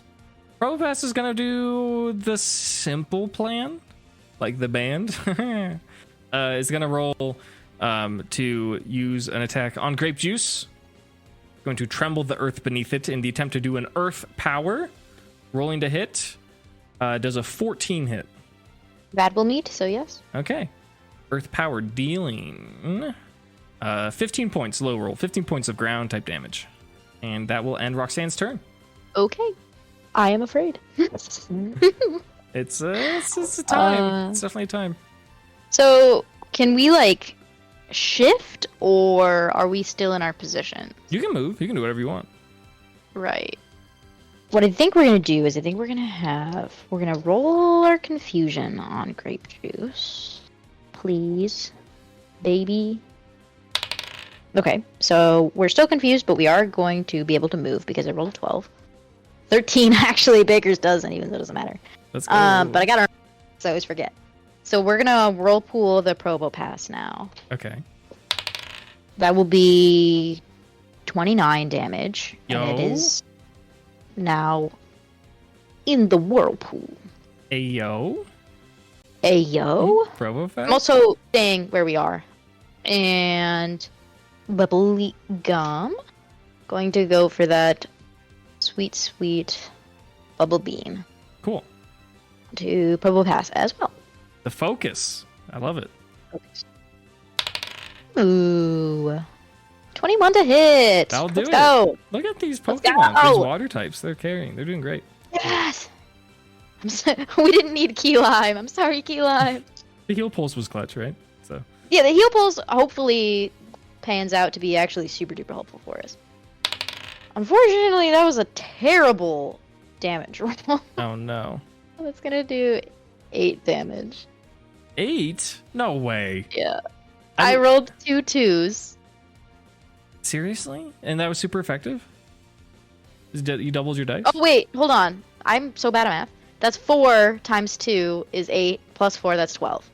There we go. Did you double your I'm dice sorry. or just double the amount? I Double the amount. Okay, I guess it's too late to double your dice, so because that is what we would have wanted. But this is fine. Or you can reroll. Do you want to reroll? I'll let you reroll. The whole thing, or just roll the whole second thing. Roll double your dice. Don't double the damage because it's single target. So just double the dice. That should give you a better result. Got it. Well, yeah, because I'm not gonna roll so horribly. Yeah. So that will now be a 21. There we go. That's a reasonable roll. I was like, it can't be 4. Are you serious? Yeah. Well, it was like 8, but even then I did the math wrong. So yeah. So it just had to be scrapped and redone. That's fine. Yeah. Probopass takes a hit. This thing's bulky. It's chonky. It's hanging in there, but it's taking a good amount of damage. So something to be proud of. Anything else for Elodie's turn? That will be it for now. Yes. Okay. Did we roll confusion for grape juice? I don't remember. We did. I did, and I passed. Okay. I didn't get rid of it, but I was able to attack. Okay, cool. You have one more turn of it if you don't break through. Yes. And it is Roxanne's turn. All right. Probopass identifying the threat that is Bubblegum's bubble beams. Are they going to lock on or are they just going to swing? They're just going to swing. It's inaccurate, but they're going to try. Probopass charges up electric energy to fire off a zap cannon. Gets a natural 5. Does a 10 hit? No, it does not. The zap cannon goes wide, flies into the stone wall of the gym corridor, and a bunch of rubble falls. And Bubblegum did not get hit by the zap cannon. Good for Bubblegum. That would have been very bad. Cradley, as they say. Cradley wants to see if it can wear down Grape Juice, especially considering its movement is not very high. And while it can hit Bubblegum with some techniques, it just doesn't want to. It doesn't want to put in the effort. It's like rooted to the ground. Its feet are sticky, like it has suction cups. And so it doesn't want to move. So as such, it will fire off a sludge bomb, which should be resisted, but a sludge bomb to Grape Juice. That is a dirty 20. That should hit. Yes. Okay. but is resisted. Correct. Ground resists poison, right? Am I making that up?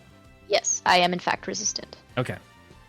In that case, Grape Juice only takes 11 points of poison type damage, but Grape Juice must make a DC 17 con save. Do not experience the effects of poison.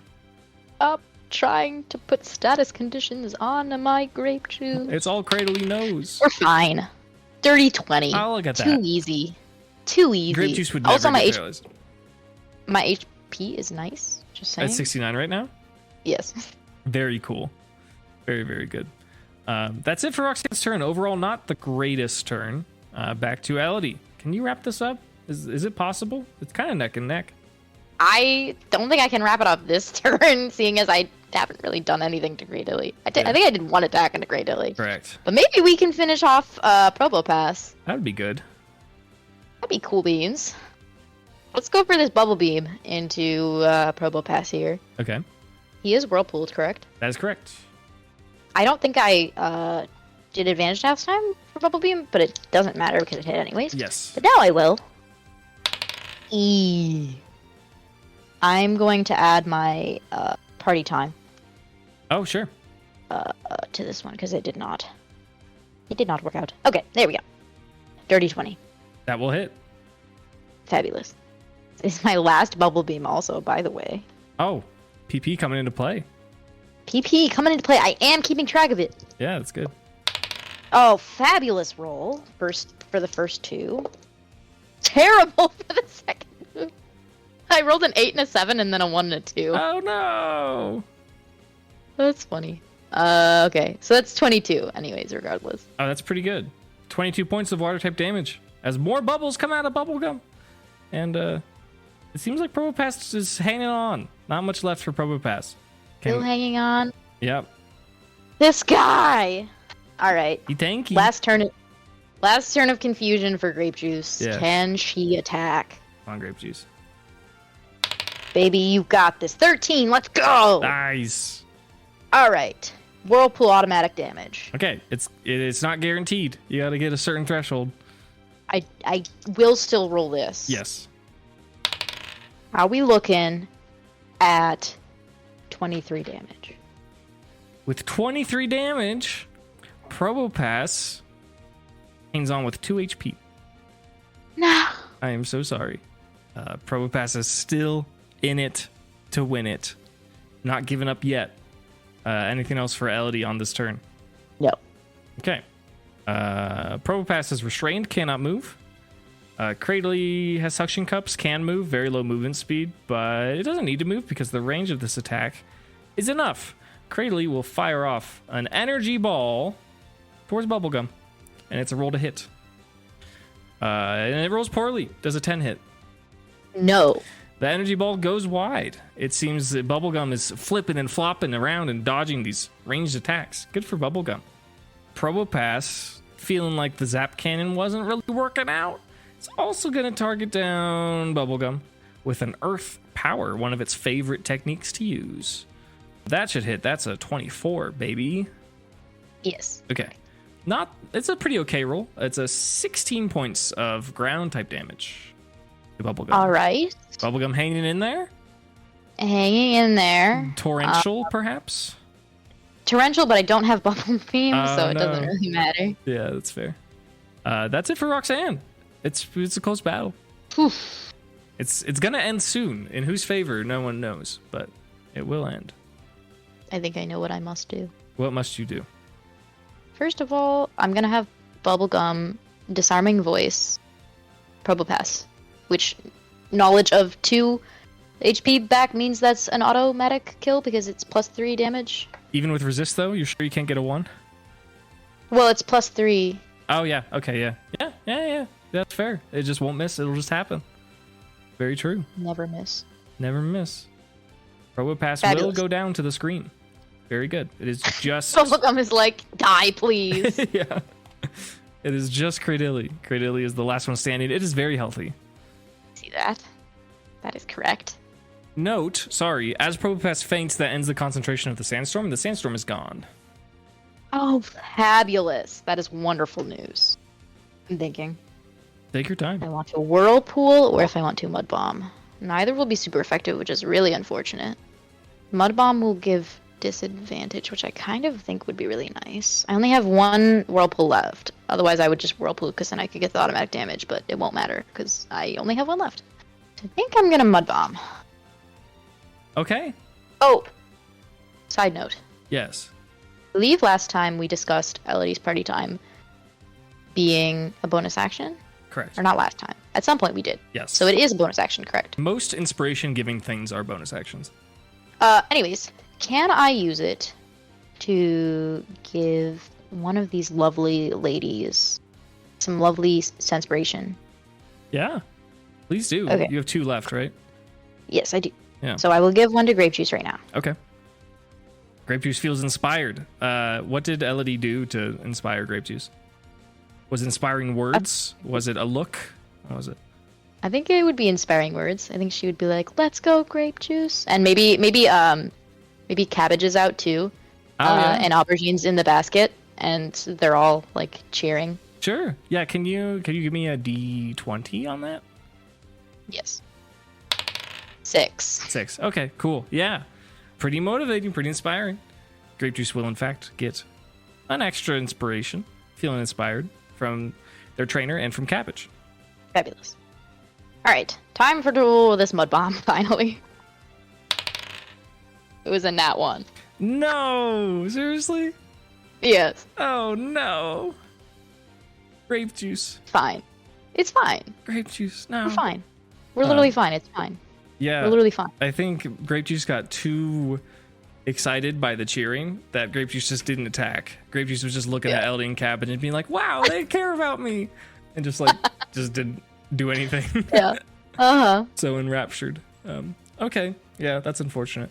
It's Cradley's turn. It's Cradley against the world. Cradley gonna fire off a great move in this situation, which it only has a couple more PP left. Gonna use an energy ball. This time switching up its target. It looks like Grape Juice is distracted, so it will target Grape Juice. 15 to hit. That will hit. Okay. 3. Super effective. Scared. Mom, come pick me up. I'm scared. Super effective grass type damage. Dealing a whopping 45 points. Jesus Christ. Grass type damage. Pretty significant. That was a pretty high roll. There's a couple max dice in there. I think I might be in Torrent. Let me double check that. Yep. It's Torrent time. Wait, never mind. Do we round up for Torrent? What does it say? 1/3? It says 25%. And I have 95 HP. So that's 23.75. And I'm at 24. Everything we do is like a round down, right? So Got it. Fair. Just outside Torrent. That's annoying. Quick bubblegum. Attack Grape Juice for 1 damage. You could do that if you wanted. I could, but is that worth it? I don't know. Oh, okay. I see. We throw some spice. Throwing some spice to this match. And we're gonna have Bubblegum go for an icy wind onto Cradley. Interesting. Wait. Do I want to first do an inspiration for Bubblegum? Yeah, I will sense Elodie's Party Time Bubblegum as well. Okay. So cheering from me and Cabbage. Great. For Bubblegum. Sure. Yeah. It happens. Yeah. So describe icy wind real quick. So it is a roll to hit, and on a natural attack roll of 18 or more, the target falls prone. Okay, sure. Yeah, do it. So that would be lovely. I don't want to talk about it. What was it? It was another natural one. Oh my god, Elodie. Your Pokemon have to clutch this out. They could totally lose. I don't want to talk about it. Jeez. Okay, time for Cradley to use its last energy ball here. Grape Juice didn't move yet. Oh, just kidding. Natural Grape one. Juice do it? Natural one from Grape Juice. No, please don't speak that into existence. I'm using a different dice at this point. You're using my tiny dice. For this mud bomb. Oh, thank God. 19 to hit. Yeah, that will hit. Hoo! Hoo-wee! Ooh. 11. plus 7 18 is points 18. of ground type damage.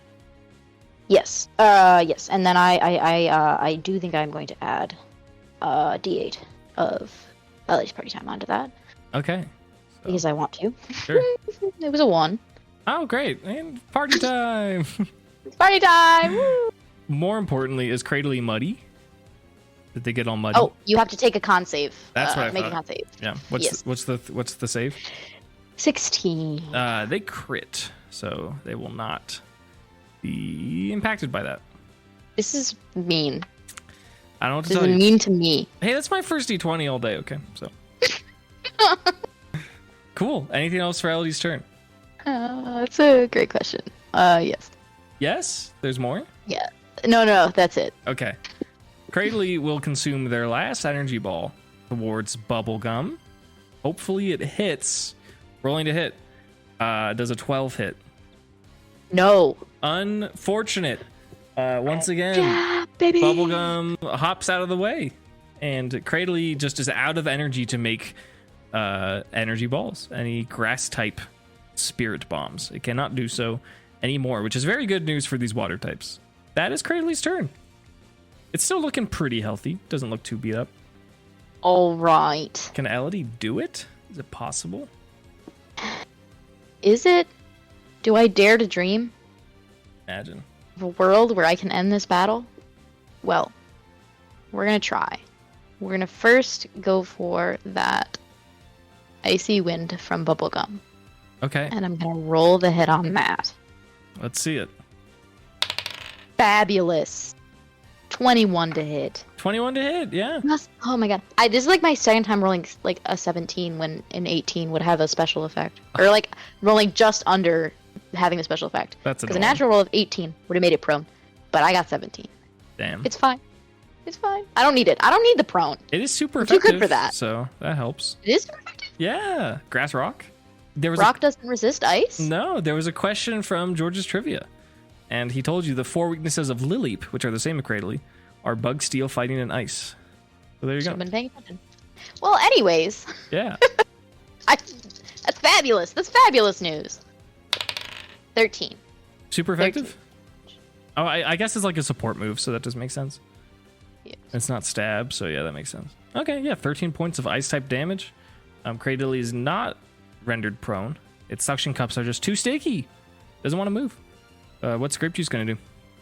Grape juice is actually... No, I'm going to stick with Mud Bomb. We I'm love gonna Mud Mud Bomb Bomb. it. That's great. We do love Mud Bomb. Fabulous. That will hit. That was a 26 to hit. Nice. Yeah, that will definitely hit. Show me the damage. So that's 11 plus 7. So that's 18. 18 And points. you have to make a con save. Yes, 18 damage. Okay. And con save. Con DC save. 16. It's a natural 17. Cradley hates mud. Cradley will never get mud in its eyes. It refuses. Mean. Decent hit as a mud bomb is flown from Grape Juice. All the Pokemon that are remaining, all 3 of them, they're getting tired. they're getting tired. It's time. Yeah. We've been here. They've been here a minute. But Cradley's got more gas in the tank. Cradley is going to use its next strongest move besides Energy Ball, and that is Sludge Bomb. Alternating targets now. Locking on to Bubblegum. Rolling to hit with a 23 to hit. That will hit, yes. I don't think Brione is a fairy type yet, correct? No, she is not. Still rolled very high. That's going to be 25 points of poison type damage. Yeah, Bubblegum is down. No! Oh, Mm, it's a 1v1. It's not looking good. I'm scared. I mean, there's no energy ball left, and there's 1 sludge bomb left. So, like, we just gotta get lucky, right? I don't know why I'm rooting for you. I'm supposed to be the boss, but I don't know why I'm rooting for you.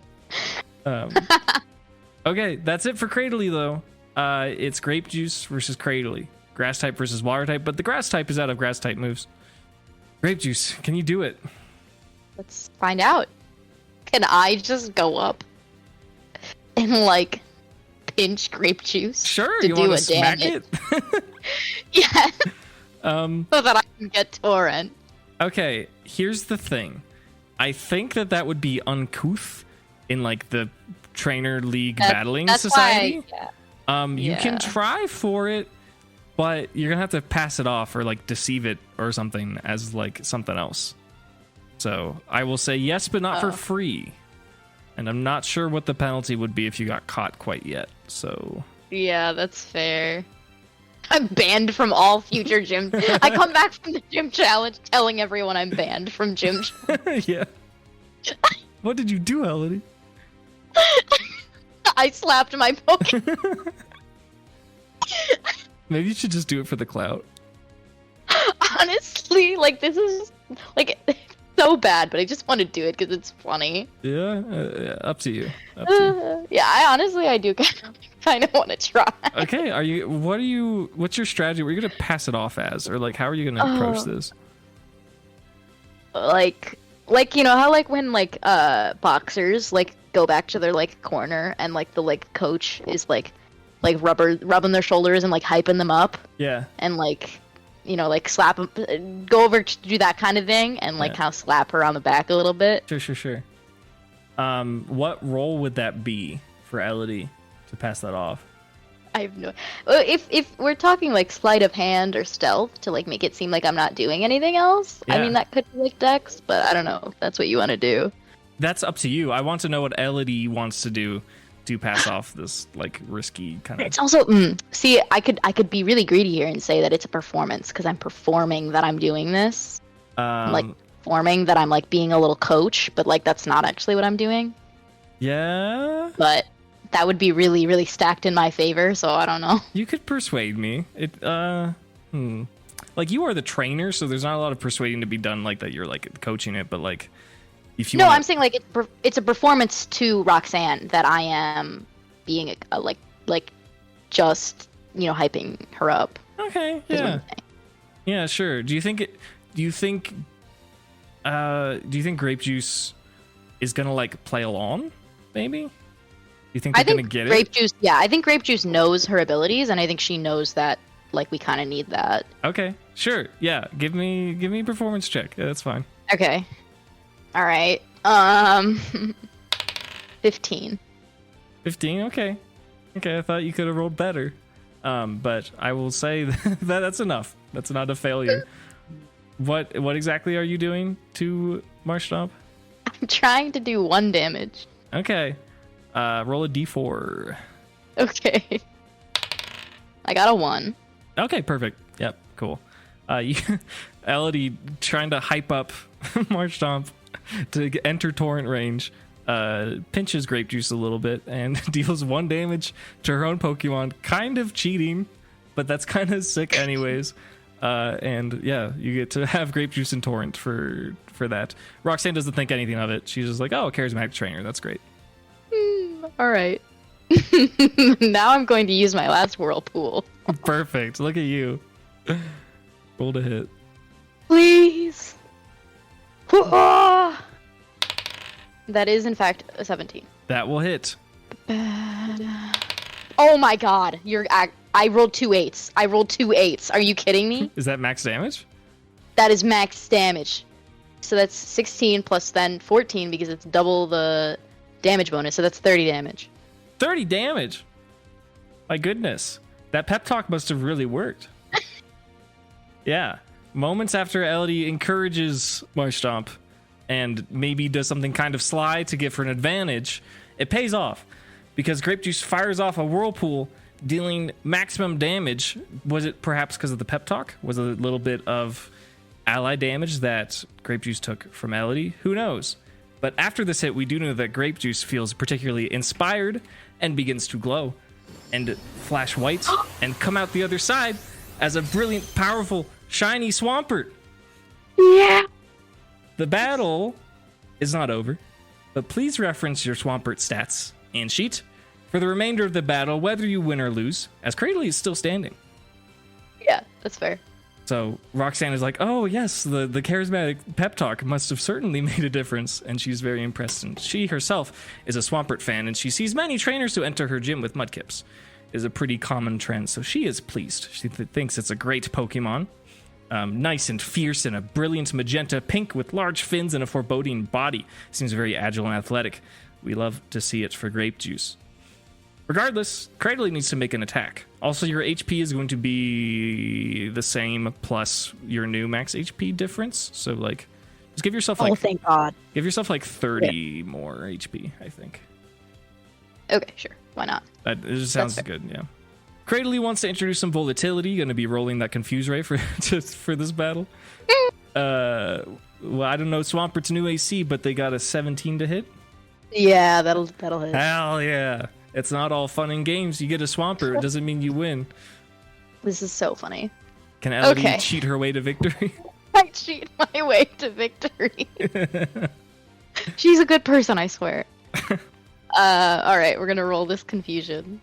Okay. Alright, that's fair. I got a 4. This is karma.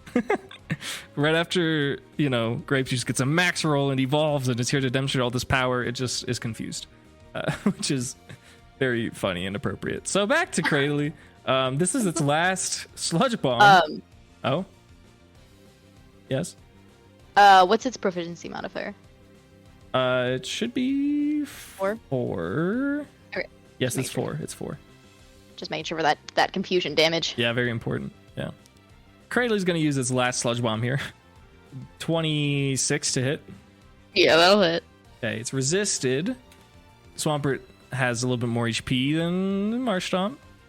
That's going to deal 11 points of poison type damage. Have Swampert make a DC 17 con save. Good thing I have a +5 to con now. Yeah, look at that. Cheating pays off. Cheating pays off. Remember, kids. That was a 26 anyway, so it doesn't matter. Yeah, great. I am trying to calculate how much damage HP I have left. Got it. Cool. Okay. All right. Do you need to put yourself back in Torrent now? Actually, I don't know if I'm in Torrent anymore. Let me do the math on that. Oh, God. I'm out of it now. You don't even have water type moves, though, right? So. Right, I don't. Well, hello.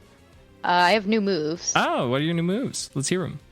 Well, I have Muddy Water instead of Oh, what? Whirlpool. Excuse me?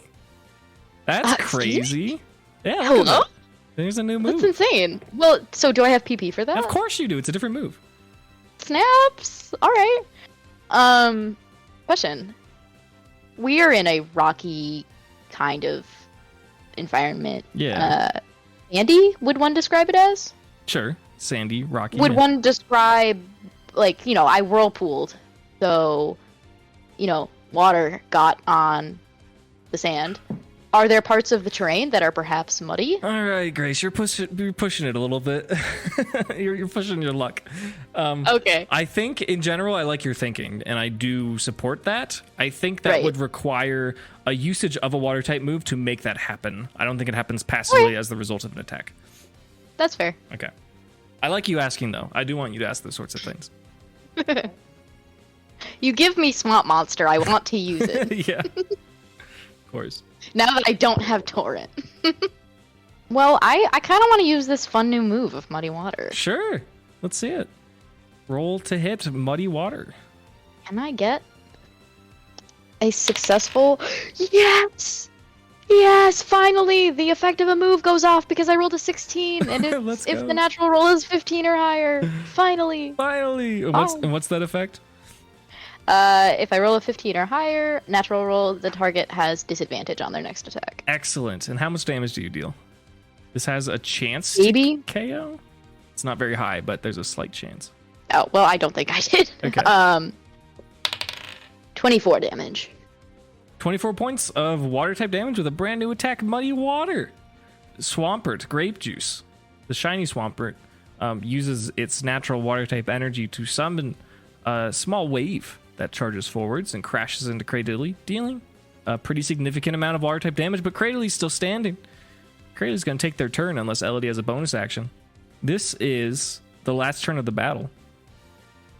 Cradley's going to reveal its last attack that it hasn't wanted to use because it's not particularly strong.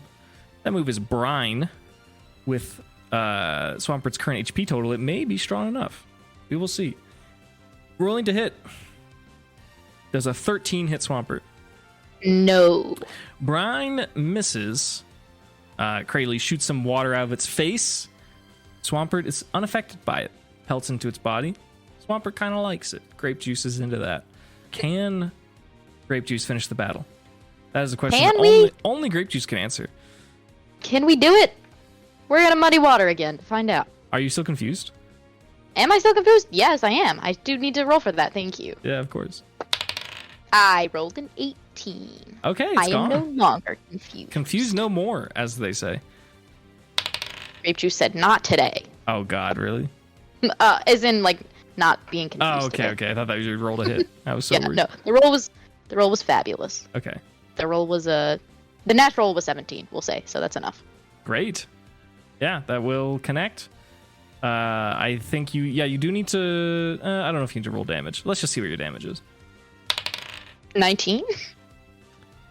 19 points of water type damage. Yes. Do you have any flavor for how Swampert KOs Cradily? Swampert is going to push force this kind of gross, muddy wave of water, and then is going to kind of like surf along with it towards Cradily. And it's going to look super rad. And Cabbage is going to toss one of her sunglasses pairs to Swampert. And Grape Juice, she's going to wear those sunglasses as she is surfing. And she's going to do like a hang 10. Yeah. You know what? Yeah, that does happen. Absolutely. And with that, the battle ends. And Elodie is the victor. Roxanne claps her hands and she says, that was a thrilling battle. Neck and neck. Congratulations. Roxanne reaches into her bag and gives you a badge. She gives you the stone badge. It's very heavy and it has a unique shape that kind of looks like two intersecting arrows. Roxanne says, congratulations. As the holder of a stone badge, you may now carry 4 active Pokemon in your party in the Hoenn region. Congratulations. I can carry what? 4 Pokemon? Sorry, 5. 5? 5. It's like, am I not already doing Yeah, you've been Am I carrying breaking 4. the rule? No. I'm silly. Yes. It was a long battle. Okay. It was a long battle. That's fair. Roxanne says, you may now carry 5 Pokemon with you in the Hoenn region. Congratulations. Thank you. She says, unlike other gyms, we don't have a victory path for you to exit from if you just will escort yourself out of the gym. That will be all. And she seems kind of like she's eager to return to her book. Not much of a conversationalist. However, I'm sure if you wanted to bug her, you could. Or you could heed her advice and exit the gym. Yeah, I'm gonna leave her to her book. Okay. What book is it? Can I see? Roll a perception. Oh yeah. 19. Really? Yes. Hehe. I'm making you think of a funny Pokemon book title. It might not be funny. It might just like suck, but me about anything that I've ever said. Yeah. She is reading a scientific journal, and on the front, Elodie rolled high enough. On the front, there's a Pokemon that she recognizes, and then there's an illustration of a Pokemon that she's heard about. And there's text, and it's a scientific journal. It's Pokemon related, and she can't make out like the title, but it kind of, in almost the sense of a YouTube thumbnail, the Pokemon that she sees is a Carbink. She's used to seeing these in the Kalos region. And there's like arrows like from a YouTube thumbnail that points to an illustration of a Pokemon that Elodie heard of as a child growing up in Kalos, being Diancie. And there's like question marks and like there's like the symbols that are like, is there a connection? That seems to be the headline of this magazine, this book. It's a journal, so it has like paper pages, but yeah. I love that. Yeah. And Roxanne YouTuber time? Yeah, she's trying to figure out if there's a connection between Carbink and Diancie, and they're looking at it. They're very curious. Anything else for Elodie? No, I don't think she'll bother her. I think she'll just head out. Okay.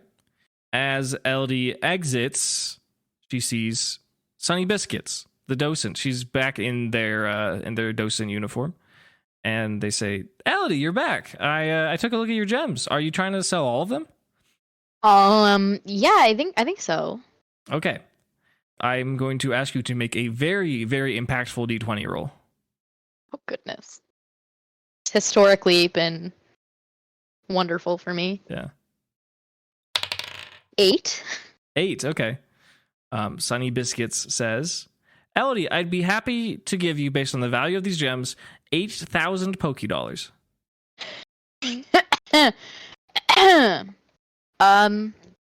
Yeah. That sounds great. She says, wonderful. And she manages to accrue you a stack of cash for 8,000 Pokemon dollars. And she says, before you leave, I really have to know, where did you find these? These are in pristine condition. Usually we see these as like estate donations from wealthy investors when they pass away and they don't want to donate to academia. And I'm just so surprised that you came in contact with these as just a trainer. Yes. That's your response is yes? Yes. Okay. Yeah, one more insight from Sunny. Yeah, Sunny doesn't think anything of it. Sunny's just like, wow, Elodie's weird. Okay, that's fine. And you get a fat payout. Congratulations. Yay. Anything else for Elodie on this fine day? Yes, there are a couple of things I wanted to do. I wanted to check out the gift shop first of all. Sure. Like the entrance where you are currently, like you want to look around and stuff? Yes. Yeah, sure.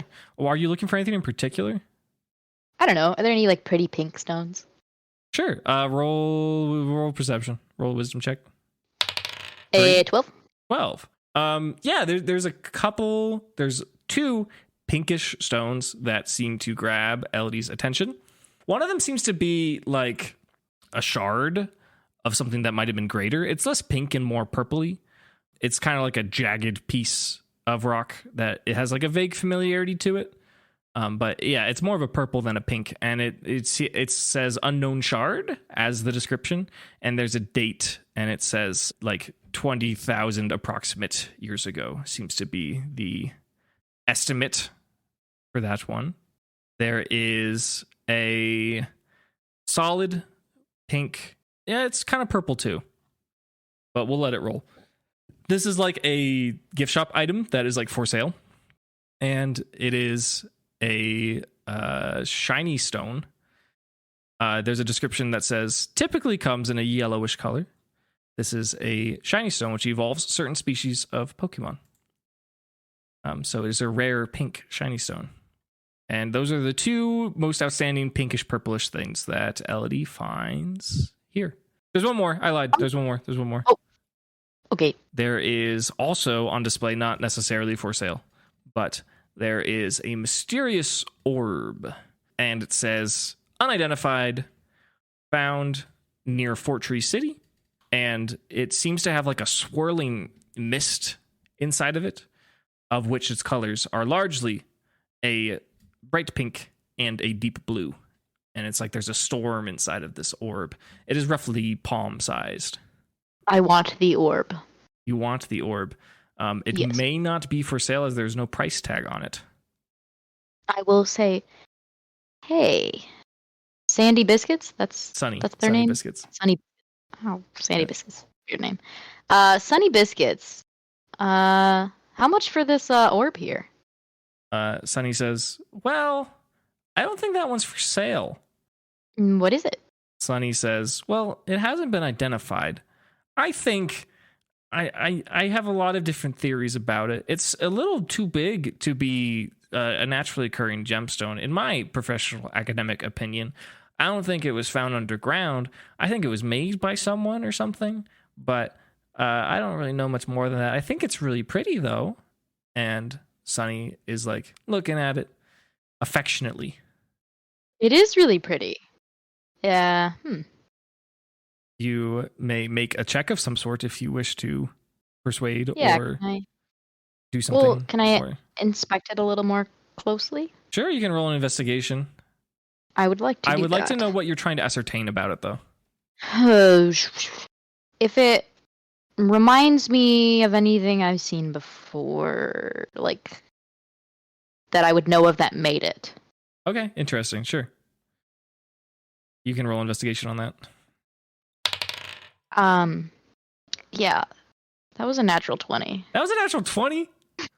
Yeah. Shut up. Okay. That was the only way you're going to get pinpoint exact information on this, but you win. So, Elodie looks at it and thinks about it, and she remembers a time when she saw one of the most powerful trainers that she's ever seen in a very stressful climactic event that she will never erase from her mind. It was the siege on Mauville City, and there was a moment at the climax of the battle, right before the Quacko Packo made their escape, that a powerful-looking trainer came soaring in on a Pokemon that looked vaguely like a jet plane. And for some reason, this particular orb reminds her of that strange Pokemon.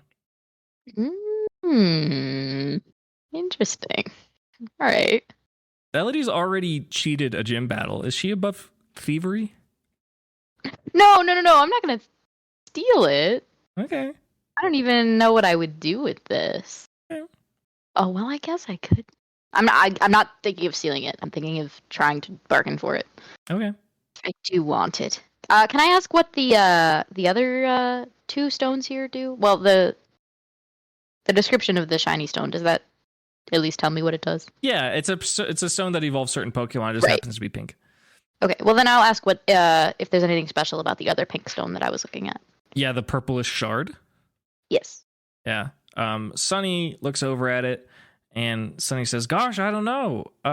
They don't tell me much about this, and I don't think anyone really knows about it. But I do know that this is our most secure item. For some reason, no one wants to let anyone else take a look at this. I'm not even allowed to take it out to clean it. They have a special team that does that. So I try not to think about it too much." Oh, is it not for sale? Sunny says, "No, that one's not. That's for display." Oh, well, I think, I mean, I came in here today and I got you some really nice gems. They will make a wonderful addition to your collection.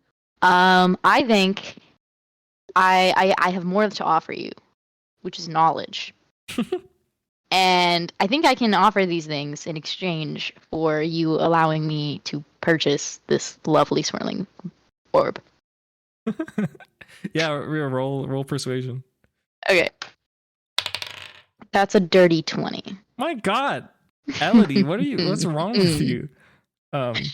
Sunny says, "Well, I really don't want to get in trouble, but I do like knowledge. Knowledge is great. And learning, wow, I love learning. Yeah, I mean, I don't even know what I would price that. What do you think would be fair?" Oh, I don't know. I don't want to cheat this lovely museum person whose term I forgot. Docent. Out of a lot of... Docent. Don't want to cheat this lovely docent out of a lot of money, but I do have a lot of money, but I'm not really using it for anything. Sunny also says, and also if I were to take it out of the case, there's a mechanism that activates if you don't replace what was on the stand with something of comparable size and weight. So I don't even know how I get it out without getting caught. Well, we could replace it with a Pokeball. Sunny's eyes go wide and they say, "Oh, that's not a bad idea, but we don't know how much this thing weighs." True, we don't have that information. Is the same true of the purplish pinkish shard? Sunny says, "I would assume, but I wouldn't know because I've never seen anyone open the case. Anytime anyone accesses it, they clear everyone out of the room and lock all the doors." That's like super weird and sketch. I totally want this thing now because of that, but I know I can't have it. It seems like Sunny is willing, but just doesn't really want to get caught or get in trouble. Fair. Sunny is open to the Pokeball idea, but isn't certain if it's going to work. You can do whatever you want. Well, we could take the orb out of its case, feel how heavy it is, see if it's comparable to a Pokeball, and if it is, swap it for the Pokeball, and if it isn't, put it back. Sunny says, because you've been so persuasive, "Yeah, that seemed like an okay idea." Okay. Well, the matter first, of course, is of price. I'm trying to think of what might be reasonable here. For a rare, unknown, mystical orb. I don't know. 500 Pokédollars? Roll persuasion. Oh my god, I'm so sorry. I'm so sorry. Is another 20? No, it wasn't a nat 20, but it was quite high. Okay. 26. Yeah. Sunny says, "Okay, but to be clear, I would pocket that." Okay. Sure. I'm getting so nervous about this now because I'm gonna be walking around with what is basically a stolen good. Yeah, you are. I have realized how. First, I cheat on my gym challenge. Then I steal a valuable orb. You reap what you sow, Elodie. Like, you know what? I know I went this far on this, but I'm getting a bad feeling about it. I think it's best. I think it's best not to try anything. Damn. Yeah, just like that, Sunny says, "Oh, already? Okay. Well, if you change your mind, you know where to find me." Yeah. You know, I have some friends that I might talk this over with, see maybe if they think it's a good idea. They're known to be enablers, so. But also, you know, sometimes more cautious. Sunny says, "Sounds like you have a balanced friend group." Might be true. Some people might say that, maybe. Well, since there's no other pretty pink sparkly rocks in here that I know of, I think that will be all for me in the shop today. Understood. Elodie marches out of the gift shop that is the entrance to the Rustboro City Gym. Is there any other course of action before she reunites with the Quacko Packo? There is one quite probably fast thing I would like to do. And what is that? And that is to take out a... what did the 4-tree ball look like again? It kind of looked like the skyline of Fort Tree City. Like it was a pale blue with like clouds looking shapes. And then towards the center, towards like the black rim, there was like a design that looked similar to trees. Like it was brown and then like triangles of green. I'll just use a regular Pokeball. Okay. And I will take Aubergine out of her basket. Aubergine! And I will offer the Pokeball towards her and ask her if she would like to become an official member of the Whisk Takers. My goodness, who can resist? I'm still going to make you roll a d20, but right. It's very likely that this will pass. It was a natural one. Yeah, it was great. That was like the only thing. Yeah. Purloin evaluates the ball and looks at it and kind of looks back at its reflection in the ball, and Aubergine turns its cheek. Doesn't like the ball. It's not good enough. Okay. Would a different ball be better? Aubergine kind of side eyes curiously, like maybe, perhaps. All right. I'm going to take out my 4-tree ball and my moon ball. And I'll get out also an ultra ball, a dusk ball, and a great ball. And I will ask her if she would like to choose from any of these balls. Great. Yeah. I'm kind of RPing Aubergine here at this point. So let me see what they choose. Yeah. Aubergine goes to strike her paw on the dusk ball. Do you allow it? Yes, sure. There you go. Yeah. Without question, Aubergine becomes contained in the Pokeball. There's no wiggling of resistance. Aubergine has been officially caught. Congratulations. Yay! You were rummaging through your bag to get all those balls, correct? Yes. Give me perception. Oh no. Oh no. What has been stolen from me? Haha. 22. 22, that's pretty good. While Elodie was going through her bag and she's replacing Aubergine and all that jazz, she notices sitting at the bottom of her bag something that looks a little unusual. And she reaches in and she pulls out a little trinket that she forgot about. And that is a gift from her old friend, Sam, being the Robo Cabbage.